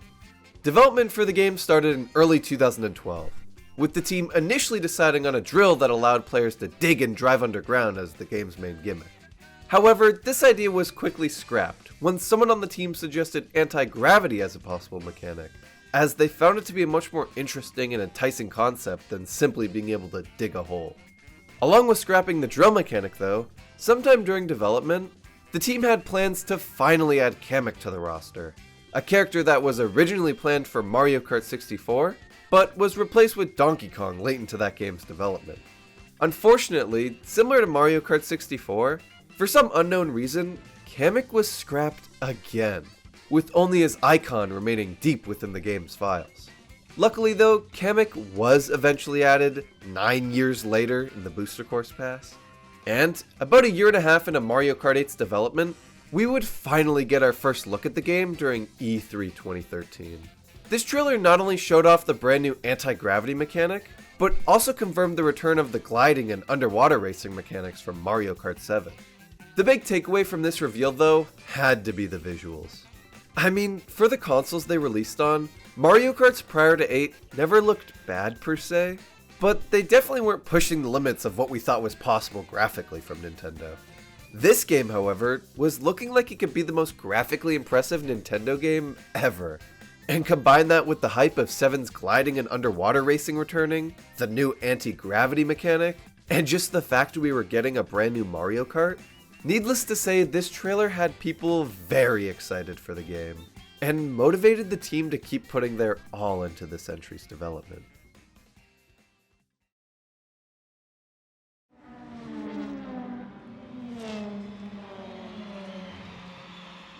Mario Kart 8!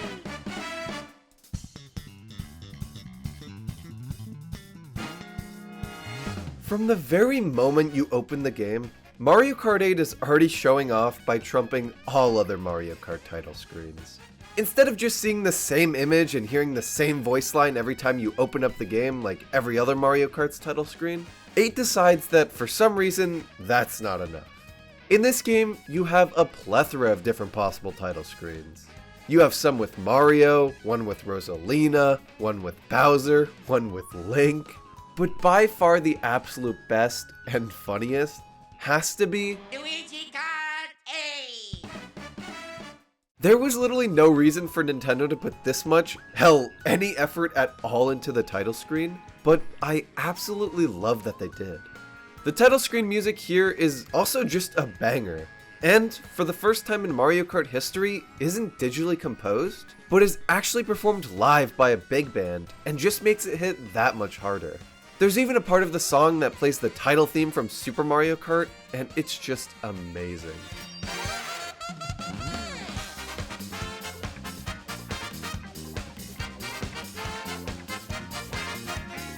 Heading away from the title screen though, and into the actual game itself, you have quite a bit of options here on the main menu. Single player, multiplayer, online play, wireless play, and some smaller options that let you do stuff like listen to the game's OST, look at your stats and replays, and even some Nintendo Labo integration that allows you to control the game with a Toy-Con creation. For now though, we're going to be starting off with the single player mode, which brings us to the character roster, and oh my god. At the initial release of this game back on the Wii U in 2014, its character roster was much smaller, with half of the roster being locked behind completing certain cups. However, with the release of the 2 waves of DLC on the Wii U in 2015, the new characters added at the release of Deluxe in 2017, and the 8 more new characters added in the Booster Course Pass in 2023, Mario Kart 8 went from having one of the weakest character rosters in the Mario Kart series to having easily the best and most diverse roster in the entire series. Sure, there are some odd picks here like Baby Rosalina and the ever infamous Pink Gold Peach, but they are more than made up for with the return of fan favorites like King Boo, Funky Kong, and Petey Piranha, as well as some of the newcomers like Kamek and Pauline. I also love how certain characters like the Yoshis and Shy Guys have different color variations you can choose for them, that even change their icon on the character select menu. Once you select a character though, you head into the kart selection. Here we see the return of the vehicle customization from Mario Kart 7, which allows you to individually choose which vehicle frame, wheels, and glider you'll use. When you initially reach this section, you'll only have access to a handful of different parts to use. However, just like in 7, by collecting coins and races, you'll gradually unlock more and more parts over time, until eventually you'll have more than you know what to do with. Seriously, after unlocking every kart part in the game, there are more than 8,000 possible combinations you can create. And just like I said when I was talking about Mario Kart 7 a while ago, allowing players this much customization is a double-edged sword in a lot of ways. On the positive side of things, it can be really fun for newcomers and veterans alike to have access to all these options in order to create some funny loadouts. and the sheer amount of unlockable parts can encourage you to keep playing the game with the goal of unlocking them all and being able to experiment more with insane loadouts.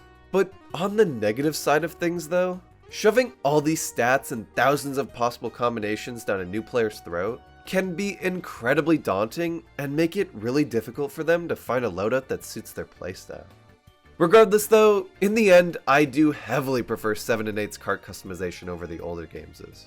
It's not the best, but it's definitely a big step above what we had before. But enough about character rosters and kart customization. Let's get into what really makes a Mario Kart game great: the track selection. At release, Mario Kart 8 had a respectable 8 cups under its belt, the standard for Mario Karts at the time.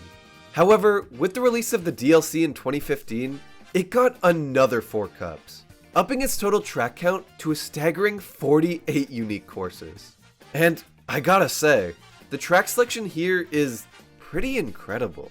The new tracks here are some of the most creative and unique Mario Kart tracks in the entire series. And a lot of that is due to this game's brand new mechanic, anti-gravity. Anti-gravity allows for absolutely insane track design. Physics just don't matter anymore. Levels can twist and turn to the track designer's will, and in turn lead to some really cool moments in some courses. Like in Shy Guy Falls, where the anti-grav allows you to scale up a giant waterfall, then shoot back down it at Mach speed. Or in Mount Wario, where the anti-grav literally lets you drive on the side of a giant running dam. The only real gripe I'd say I have with the anti-grav is that a lot of the time, despite you literally being upside down or completely sideways, the camera just doesn't reflect that, and it can sometimes take away from the craziness of it all. The Mario Kart TV replays, though, do a very good job at showing off the anti-grav. Speaking of the new tracks, though, outside of their design or use of this game's mechanics, their theming is just amazing. One of my favorite tracks in the game, Sunshine Airport, is not a favorite of mine because of its design or anything, but just purely because of the fact that it's an airport-themed Mario Kart track, and I think that that's a super cool and original idea. Same goes for courses like Mario Kart Stadium and Toad Harbor. The atmosphere and vibes of these tracks is just so good. And combine that with the amazing visuals, it's no wonder a lot of us still enjoy these tracks after over 9 years. I mean, honestly, I'd say of the 16 brand new tracks in this game, there are only 2 stinkers here. Those being Bone Dry Dunes and Rainbow Road. Bone Dry Dunes is just kind of boring, in my opinion. I've never been a huge fan of desert tracks, but this one in particular is bottom of the barrel. The slippery sand road along with the horrendously sharp turns just made this track not at all fun to drive on. The red sand aesthetic never really caught on for me. The layout is just random. And the anti-gravity section doesn't add anything to the track and doesn't even need to be there in the first place. The only reason this track exists in the first place is because Nintendo thinks for some reason that every Mario Kart needs a desert track, when in reality we should only get one if they have a good idea for one. Rainbow Road, on the other hand, isn't as bad as Bone Dry Dunes, but it's also not up to par with all the other tracks in the base game. I think the main reason this Rainbow Road fails is that it deviates way too far from what a Rainbow Road should be. Don't get me wrong, the space station theme is incredibly cool, and when it's done well in this track, it's done well. But honestly, that theme would work so much better as its own track. Because here, while you do have those space station elements, since it's trying so hard to be a Rainbow Road, you miss out on so many of the potential course elements a space station themed track would have. At the same time though, since it's still partially trying to be space station themed as well, it just gives the track this man-made feel, which is not at all what a Rainbow Road should be. It's missed potential on both sides in a lot of ways, which in the end leads to a track I don't hate because it does have some cool elements, but also one I don't exactly love because of the contradicting themes. On a more positive note though, we have the retro tracks. Retro tracks have been a staple of Mario Kart ever since DS, or as some would argue, Super Circuit, and in all games that featured them up to this point, there wasn't much done to change these tracks to take advantage of the new game's mechanics or make them fit in with all the new ones. They were just kinda there, and it made it incredibly obvious which tracks were new and which were returning. In Mario Kart 8, however, they went one step further with the retro tracks, and instead of just bringing them back, they completely revamped them. A track like Toad's Turnpike from Mario Kart 64, which was originally a pretty boring and uninspired figure 8 course, with basic cars on the road as its obstacles, is made much more interesting in Mario Kart 8. With the track receiving a beautiful visual overhaul, cars that you can trick and glide off of, and an anti-gravity section on the side which allows you to drive on the wall, speeding across boost pads. Wario Stadium now has an anti-gravity and underwater section. Rail Raceway is visually overhauled and is genuinely one of the best looking tracks in the entire game. SNES Donut Plains 3 was given a bunch of shortcuts and new paths to make it feel less flat and boring. GBA Mario Circuit has a raised up anti-gravity section. It's so cool to see these tracks given as much care and polish as the new ones, especially in the visual department. I mean, just look at what an SNES track looks like in Wii compared to 8. The step up in effort is very apparent. The shining star of this game's retro selection though, and the one Nintendo loves so much they put it on the box art of the deluxe version, is N64 Rainbow Road. This track is technically the very final course of the base game, and what a finale it is. The music, the visuals, and even the revamped design of the course is just absolutely jaw-dropping. Sure, it's a bummer that the track was made into a section-based course, making it so you only get to go around it once, but that doesn't take away from the fact that it's just a blast to race on. It's quite ironic that the best Rainbow Road in the base game, and the one that takes the best advantage of the anti-gravity mechanic, is a remake of a Rainbow Road from an N64 game. But hey, that's just how it is sometimes. Overall, the revamps to the retro courses in this game make them look and feel a lot less like old tracks to new players, while also allowing veteran players to see their favorites from past Mario Karts in a whole new and visually stunning light. But that's just the tracks from the base Wii U game. Available as paid DLC for the Wii U version, and just included for free in the Deluxe Switch version, Mario Kart 8 also has another 4 cups. What's interesting about this DLC though, is apart from the amazing brand new tracks and the absolutely stellar retro tracks included here, it also features some courses based on other Nintendo franchises like Animal Crossing, F-Zero, and The Legend of Zelda. This is so cool. You wouldn't expect Mario Kart courses based on Animal Crossing or Zelda to fit in or even be designed well, but that couldn't be farther from the truth. The way these courses slip in elements from their franchises, like the coins being rupees in the Zelda track, or the items in the air being held up by red balloons on the Animal Crossing track, do a really good job at making these franchises be represented well, and just in general show the amount of thought that was put into them. And I mean, the F-Zero tracks, they fit right at home here. I'm honestly surprised it took them this long to include them in a Mario Kart game. They are incredibly fun courses to race on, especially at high speeds. And speaking of high speeds, how could I forget about the brand new CC introduced in Mario Kart 8? 200cc. At release, Mario Kart 8 originally only had the 4cc options we come to expect in Mario Karts: 50, 100, 150, and 150 mirror mode. However, as part of an April Fool's joke update in 2015, Mario Kart 8 would receive a brand new speed class, 200cc. Apart from being incredibly difficult to control, but a lot of fun to master, this speed class completely broke some of the tracks in the base game. I mean, you literally clip into the ceiling on Music Park after going off the glider ramp. And on tracks like Dolphin Shoals and Mario Kart Stadium, the speed you have allows you to completely fly over shortcuts you would only usually be able to cut with mushrooms. 200cc is a lot of fun in my opinion. I love just flying across tracks at an absolutely absurd speed, and cutting all these shortcuts that just aren't possible in the lower classes. Although I can understand why a lot of people hate it, as on slippery tracks like Cheeseland or Sherbetland, it can be incredibly difficult to stay on the track, even if you have mastered brake drifting. In the end though, I think 200cc was a really cool thing to just randomly drop in an update, and I really hope we see it, and maybe even a possible 250cc mode in the next Mario Kart game. In terms of items, this game features an incredible variety of them. You obviously have the staples of every Mario Kart like the green and red shells, star, mushrooms, bullet bill, and blue shell. But you also have some more obscure returning items like the feather from Super Mario Kart, although it's exclusive to Battle Mode, and the Boo, which was missing ever since Mario Kart DS. In terms of new items though, you got the Piranha Plant, which speeds you up, eating almost anything in its path, the Boomerang Flower, which you can throw in front of or behind you with 3 uses, the Crazy 8, which replaces the Lucky 7 from Mario Kart 7, just adding one more item, and probably the coolest new item in the game, the Super Horn. A horn that, when used on a blue shell, completely destroys it. Ever since its debut in Mario Kart 64, the blue shell has always been the most controversial item in the series. Some find it incredibly unfair and the thing to always ruin their race right before they're about to win, while others find it to be the item that balances the game, stopping skilled players from getting too far ahead of the pack, and humbling them.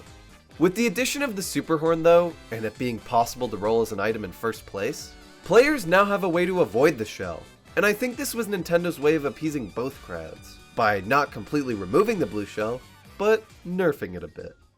But while the blue shell is a controversial item that's loved by some and hated by others, Mario Kart 8 introduces one more new item that is universally hated by almost everyone: the coin.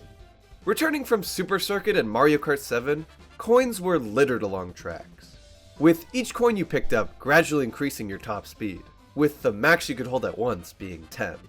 In Mario Kart 8, coins return and function exactly like they did in that game. They're littered across the track and you can only hold a max of 10. However, along with this, you can now receive a coin as an item in the item roulette, with it being extremely common in first place. The coins were a big issue in the Wii U version of Mario Kart 8, as you could only get one item at a time then, and if you were in first and needed a defensive item but instead got a coin, you were kinda screwed. In the Switch version, however, while coins still were an issue, the ability to hold 2 items at once now did remedy it a little bit. Speaking of version differences though, I think it's time we talk about one of the things Mario Kart 8 did the worst and 8 Deluxe did the best: Battle Mode. Following Mario Kart 64, which many believe to have featured the best battle mode in the series, the mode just seemed to be getting less and less attention in each new entry. I mean, don't get me wrong, none of these games' battle modes were bad per se. I quite enjoyed Double Dash and DS's, but they definitely weren't doing much new with it. With Mario Kart 8's, however, they literally just gave up. You only have one mode here, Balloon Battle, and instead of battling on courses specifically made and designed for the mode, you battle on Moo Moo Meadows. Yeah. They literally just took 8 tracks from the base game that you could go through backwards or normally, and called it a day on the mode. These tracks were not at all made for this, and a lot of the time leads to matches feeling incredibly empty and boring. The Wii U version's battle mode literally just looks like Nintendo forgot to add the mode, and like a day before release realized, and just threw together the most boring and uninspired battle mode in the entire series. It's honestly embarrassing, and by far everyone's biggest flaw with the Wii U game.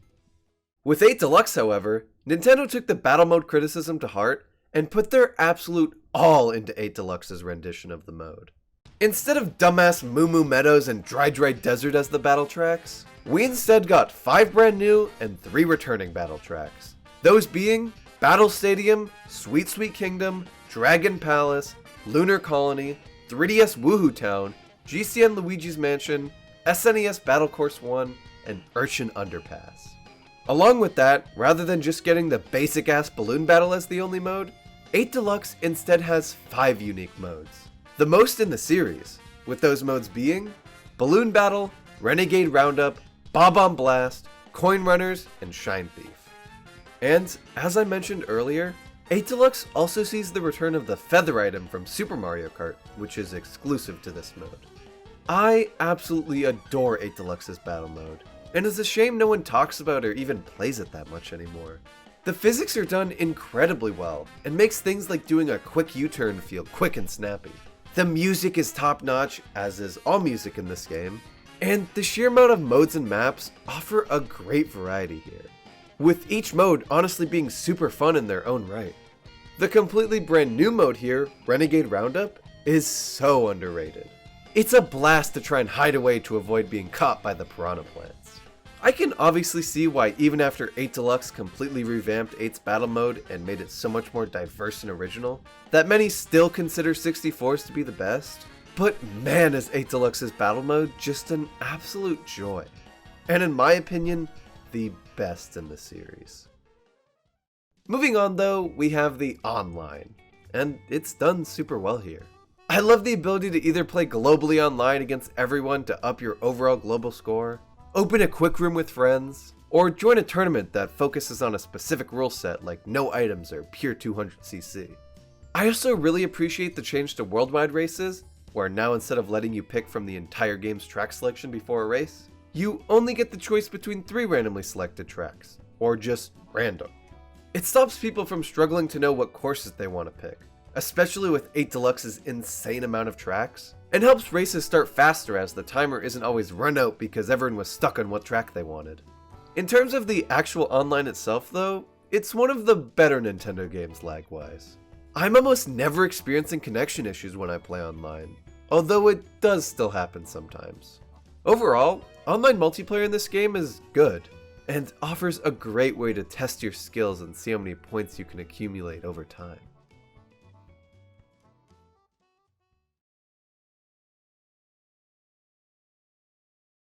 Initially having its first wave released on March 18th, 2022, the Booster Course Pass aimed to draw players back into Mario Kart 8 Deluxe by remastering courses from all over the Mario Kart series, even Tour, and adding them into the game over multiple waves. Starting off with the first wave, the tracks we got include Paris Promenade, Toad Circuit, Choco Mountain, Coconut Mall, Tokyo Blur, Shroom Ridge, Sky Garden, and Ninja Hideaway. Looking back on these picks now, they are incredibly basic. I mean, apart from Ninja Hideaway and Coconut Mall, the rest of the tracks here aren't all that interesting. Toad Circuit is literally the most basic that a Mario Kart track can get. Tokyo Blur and Shroom Ridge kind of blend in together too much. And don't even get me started on what they did to Sky Garden. I am all for GBA tracks getting amazing overhauls and changes when brought back as retros in modern Mario Karts. Just look at how incredible Ribbon Road and Cheeseland's overhauls were. But the difference with those tracks' overhauls as opposed to Sky Garden's is that while introducing so many new concepts and ideas to these GBA tracks, Ribbon Road and Cheeseland stuck to their original layouts, and despite all the new things they added to them, still felt like how those tracks felt back on the GBA. With Sky Garden, however, just one look at the map layout of this track in 8 Deluxe shows not only how much they changed the original layout, but simplified it.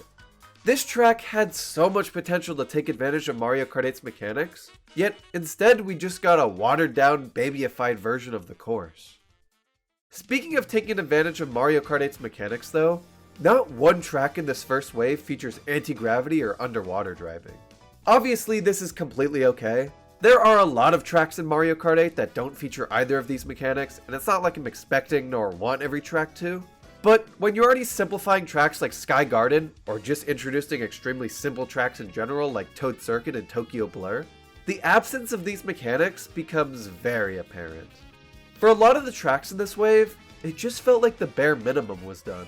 Even with one of the standout tracks, Coconut Mall, the cars at the end of the track that were pretty difficult and iconic moving obstacles in Wii and 7 were literally just stationary set pieces that did absolutely nothing if you touched or got near them in Wave 1. So despite all the hype and excitement surrounding this first wave of DLC, even the most diehard of Mario Kart fans, including myself, were pretty disappointed with a lot of Wave 1's shortcomings.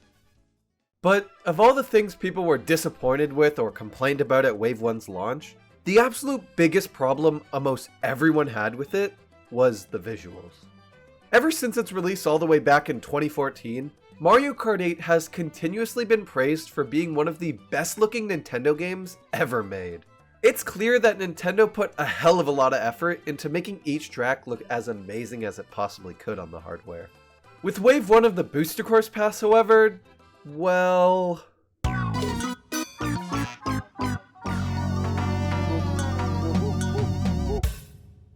Yeah, I mean, it was pretty obvious from the first trailer we got of this in the February Nintendo Direct that the Booster Course's graphics, at least this wave's, wouldn't be anywhere close to that of the main games.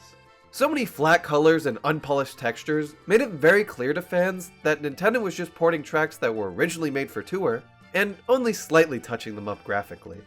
This was incredibly disappointing, as alongside all the other issues I mentioned, it just made the Booster Course Pass feel like some cheap cash grab to take advantage of Mario Kart 8 Deluxe's popularity, rather than a genuine attempt to breathe new life into the game and keep it going a while longer. So overall, while Wave 1 was incredibly exciting as we were finally receiving new Mario Kart 8 content after literal years, its many shortcomings and overall lackluster track selection left a pretty sour taste in a lot of people's mouths, and had many feeling very skeptical about the next 5 waves. But regardless of how people felt about Wave 1, only just a few months later in August, we would see the announcement and release of Wave 2.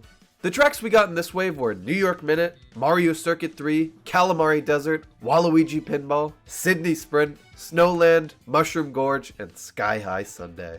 Just from the announcement trailer alone, it was clear that Nintendo was really stepping up their game with Wave 2. The track selection was way more interesting, the graphics were noticeably improved, and despite the DLC being advertised as only featuring returning tracks, this announcement trailer showed us a brand new track not seen in any prior Mario Kart, not even Tour, Sky High Sundae. This track's announcement was confusing, but one that was exciting nonetheless. And after only just a few days of waiting, Wave 2 was officially released on August 4th, 2022. At release, this wave was met with a lot more positivity than the first. It really felt like Nintendo was listening to the complaints people had, and were genuinely striving to improve the pass. For example, after the outrage people had towards Coconut Mall removing the moving cars at the end, this wave actually updated the track to now make the cars that were once stationary actual obstacles that spin around and cause you to crash if they hit you. Or after people were super upset with Sky Garden's simplistic redesign, this wave's GBA track, Snowland, stuck to the course's original layout while also adding many new details and shortcuts that overall made it an incredible remake. One track that took many people by surprise in this wave though was Calamari Desert. Now, I've always been a pretty big fan of this track, and when it was announced for the Booster Course Pass, I was super excited. But wasn't expecting any drastic changes to this course, as Wave 1 didn't really add anything to its returning tracks. However, when I played it for the first time, I was absolutely shocked to realize they added an entirely new route to it that took place on the second lap. You see, in Mario Kart 64, Calamari Desert had this tunnel where the train would come out of and go into at the beginning of the course. This tunnel was not at all a part of the main track, and was only something you could really explore in time trials. In Mario Kart 8 though, the second lap incorporates this tunnel as a part of the course, and uses it as an all-new route, which I absolutely love. Adding new paths or routes to pre-existing tracks, especially in a way that incorporates a set piece that has always intrigued players or stood out to them, is nothing short of genius. It not only makes the track even more interesting for people who've never played it before, but it also breathes new life into courses longtime fans have raced on hundreds of times. Apart from Calamari Desert though, the real star of this wave was Waluigi Pinball, a fan favorite that people have been wanting in Mario Kart 8 for years. And while this track may not be my favorite from Mario Kart DS, I can very much appreciate its inclusion here. But as much as this wave was a big improvement on Wave 1, it still wasn't without its issues. While the graphics here were definitely better than Wave 1's, they still weren't even close to being on par with the base games, and that was a big issue for a lot of people, as it was still very clear these courses were being directly ported from Tour. On top of that, while this wave had incredible tracks like Waluigi Pinball and Mushroom Gorge, it also had SNES Mario Circuit 3, which featured absolutely no changes or differences from its last retro appearance in Mario Kart Wii. At the very least, they could have added a glider somewhere or maybe raised the track at some points, so it wouldn't be completely flat the whole way through, but they didn't, and it leads to this being one of the most boring tracks in the entire game. Also, the brand new track in this game, Sky High Sundae, was pretty cool to see, as we'd never seen it anywhere before. But in the end, this course does the exact same thing Excitebike Arena does. It's an oval-shaped course filled with trickable ramps. On to Wave 3, this wave completed the first row of cups and marked the halfway point for the DLC. Introducing London Loop, Boo Lake, Rock Mountain, Maple Treeway, Berlin Byways, Peach Gardens, Merry Mountain, and 3DS Rainbow Road. Alongside the new tracks in this update, Wave 3 also introduced a custom items mode, where you could turn on and off specific items, a feature people have wanted in Mario Kart for decades. Similar to Wave 2, the courses in this wave still weren't up to par with the visuals of the base game, but also weren't as bad as the first wave. With just one exception: Rock Mountain. Gameplay-wise, this track plays great and is always fun to race on. Visually though, it's pretty bad. I mean, when you go off the glider ramp here and start flying through the air, you're gonna want some pretty visuals to look at. But instead, you just get a bunch of flat colors that are not at all appealing to look at. This is really unfortunate because while Nintendo does show genuine improvement graphically in a lot of tracks, courses like this still slip through the cracks and make them harder to appreciate when you have stuff that looks 10 times better releasing in the same wave. But while Rock Mountain falls short only because of its visuals, another track in this wave, London Loop, falls short because of its gameplay. The Tour City tracks are courses that I, and a lot of others, aren't the biggest fans of. Sure, their gimmick of changing every lap is cool, but a lot of the time the layouts of these tracks feel pretty directionless. And instead of trying to make a fun Mario Kart level, these courses often feel like they're trying to check things off on a checklist. Oh, we're in New York, we need to have the Empire State Building, Central Park, Times Square, etc. And in this attempt to fill a checklist, the actual layout and design of the course feels like an afterthought and leads to that directionless feeling. I'm specifically calling out London Loop on this because I feel like it's the biggest offender of the tour tracks being directionless. This map is almost impossible to follow your first way through. The turns seem to come out of absolutely nowhere, and overall, the course just feels empty. And I mean, since the whole gimmick of the tour tracks in the first place is that they're based on real-world locations with famous landmarks, why not incorporate those landmarks into the track more? If we're in London and you really want the Big Ben to be a part of it, why is it just in the background? Why isn't it actually incorporated into the track? There could have been this incredibly cool section where you go up Big Ben and have this mini clock section that could even use pre-existing assets from TikTok Clock or something. There is just so much potential in a lot of the city tour tracks, especially London Loop. On a more positive note though, this wave reintroduced half-pipes from Mario Kart Wii that are a lot of fun on the two tracks that use them in this wave, Maple Treeway and Merry Mountain. Also, similar to Calamari Desert, Peach Gardens was given a new route on the last lap that actually takes you through the entirety of the course backwards, which I love. The thing that had everyone most excited about this wave though was 3DS Rainbow Road. This Rainbow Road is hailed by many as the best in the series, and I can absolutely see why. The course is handled super well here, visually and gameplay wise. Moving to Wave 4, this is where the Booster Course Pass really stepped up in quality.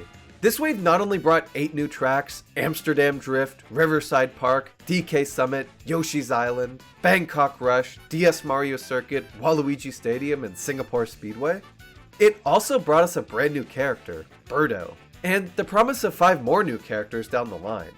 This was an incredible surprise, and just another example of the Booster Course Pass continuously adding things that weren't originally advertised.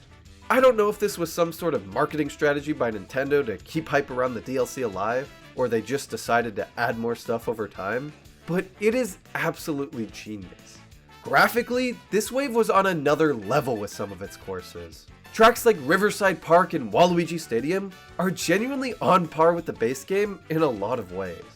And the completely brand new track in this wave, Yoshi's Island, felt like something we'd see in Mario Kart 9 with how original and well made it is. Wave 4 was a big turning point for a lot of the hate the DLC was getting. It literally improved upon almost everything people were complaining about, while also giving new incentive to buy the Booster Course Pass because of the new characters. With the release of Wave 5 though, Booster Course Pass hype was at the highest it had been since the initial announcement of the DLC, all the way back in February of 2022. This wave brought us Athens Dash, Daisy Cruiser, Moonview Highway, Squeaky Clean Sprint, LA Laps, Sunset Wilds, Koopa Cape, and Vancouver Velocity. Alongside that, we also got 3 new characters, PD Piranha, Wiggler, and Kamek. But even with all the hype that accompanied this wave at release, this wave in specific highlighted a huge problem with the Booster Course Pass that people had been complaining about for a while: the unfair course distribution. With the exclusion of Wave 5, up to this point, every single wave had featured one Wii track. With this wave, however, we were given two Wii tracks in the same update. This bothered a ton of people, because while yes, Mario Kart Wii is incredibly popular and features some of the most iconic tracks in the series, its overrepresentation in the DLC left games like Super Mario Kart and Mario Kart 64 to be super underrepresented, with both of them only getting two tracks each by the time the entire DLC was out. And not only was Wii being overrepresented in the past, all the tracks chosen for it were fan favorites, while games like Mario Kart DS got tracks like Mario Circuit and Shroom Ridge, as opposed to its fan favorites like Airship Fortress and Luigi's Mansion. Apart from the overrepresentation drama though, Wave 5 was extremely strong. The brand new course of this update, Squeaky Clean Sprint, is still one of my favorite Mario tracks ever. The only other real big issue with Wave 5 was that the Sun and Sunset Wilds just doesn't set for some reason, despite that being the main gimmick of the track in Super Circuit, and it also setting in Tour. Yeah, I don't know what Nintendo was thinking there. And if Wave 5 wasn't enough to convince you of Wii's overrepresentation, then just look at Wave 6. This wave brought with it Romavanti, DK Mountain, Daisy Circuit, Piranha Plant Cove, Madrid Drive, Rosalina's Ice World, SNES Bowser's Castle 3, and Wii Rainbow Road. And while we thought we were only getting two characters in this wave, Nintendo instead surprised us again and gave us 4 new characters. Those being Diddy Kong, Funky Kong, Pauline, and Peachette. As a Wii fan, I absolutely love Wave 6, but I can understand why some were disappointed to not see their favorite courses from other Mario Kart games return in this wave. The characters here though are top notch. The amount of effort put into Funky Kong and Pauline alone is crazy. Their animations are super well done and make them an absolute blast to play as. Hell, Pauline even sings when she's gliding. The standouts of this wave though have to be SNES Bowser's Castle 3 and Wii Rainbow Road. The glow up from the completely flat, unchanged SNES Mario Circuit 3 to the completely overhauled and redesigned SNES Bowser's Castle 3 is crazy. There was so much effort put into making this track's overhaul as interesting as it possibly could be. I love how instead of changing the layout of the track, and just in general simplifying it like they did with Sky Garden, this track stays true to its original layout and adds so much more depth to it, and in my eyes, really shows how far the Booster Course Pass has come. Wii Rainbow Road though, might just be my absolute favorite track of the entire DLC, and maybe Mario Kart 8 in general. Everything from the gameplay, the music, the visuals, just make this track an absolute joy to race on. I mean, the fact that they brought back the firefall effect that would happen when you fell off the track in Wii just shows how much love was put into this course. It is an absolutely stellar track to end the DLC on, and a perfect way to send off Mario Kart 8 Deluxe.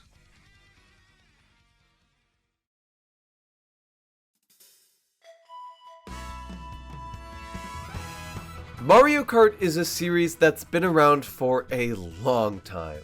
And with each new entry, we are continuously given new tracks, characters, and mechanics, and after a couple years, a new entry comes along and replaces, or at least improves upon the last entry in some way, further refining the Mario Kart formula. With Mario Kart 8, however, they practically perfected this formula. The visuals are easily the best in the series, and honestly to this day remains one of the best looking Nintendo games. The physics are polished and refined and gives them this modern but still Mario Kart feel. The mechanics are original and have so much potential. The tracks are incredibly well designed and take great use of the mechanics potential. There's an outstanding amount of variety in the items and they're all balanced pretty well to still make Mario Kart feel chaotic but fair. The release of the DLC and 200cc in 2015 added so much more content and replayability to the game. Deluxe's release fixed battle mode and introduced new items and characters. And of course the Booster Course Pass, which I go a lot more into detail about in a video that will be featured on the end screen of this video, doubled the amount of content the game had, even if its quality wasn't up to par with the base game. Even with its flaws, it's hard not to look at Mario Kart 8 Deluxe as the perfect, or at the very least, definitive Mario Kart experience. There's so much content here that it makes all the other entries look primitive in comparison. Each Mario Kart in and of itself is a unique experience on its own, and one will never completely replace or make another obsolete. But when it comes to the Mario Kart that does practically everything right, and is a real testament to what the series embodies, there's no other entry I can think of that comes anywhere close to reaching the heights of this game. Mario Kart 8 Deluxe isn't just the best Mario Kart, it's the best racing game out there. I cannot wait for the day we see this game succeeded by a Mario Kart 9 or Mario Kart X, because it has some giant shoes to fill. Mario Kart 8 Deluxe is a certified masterpiece.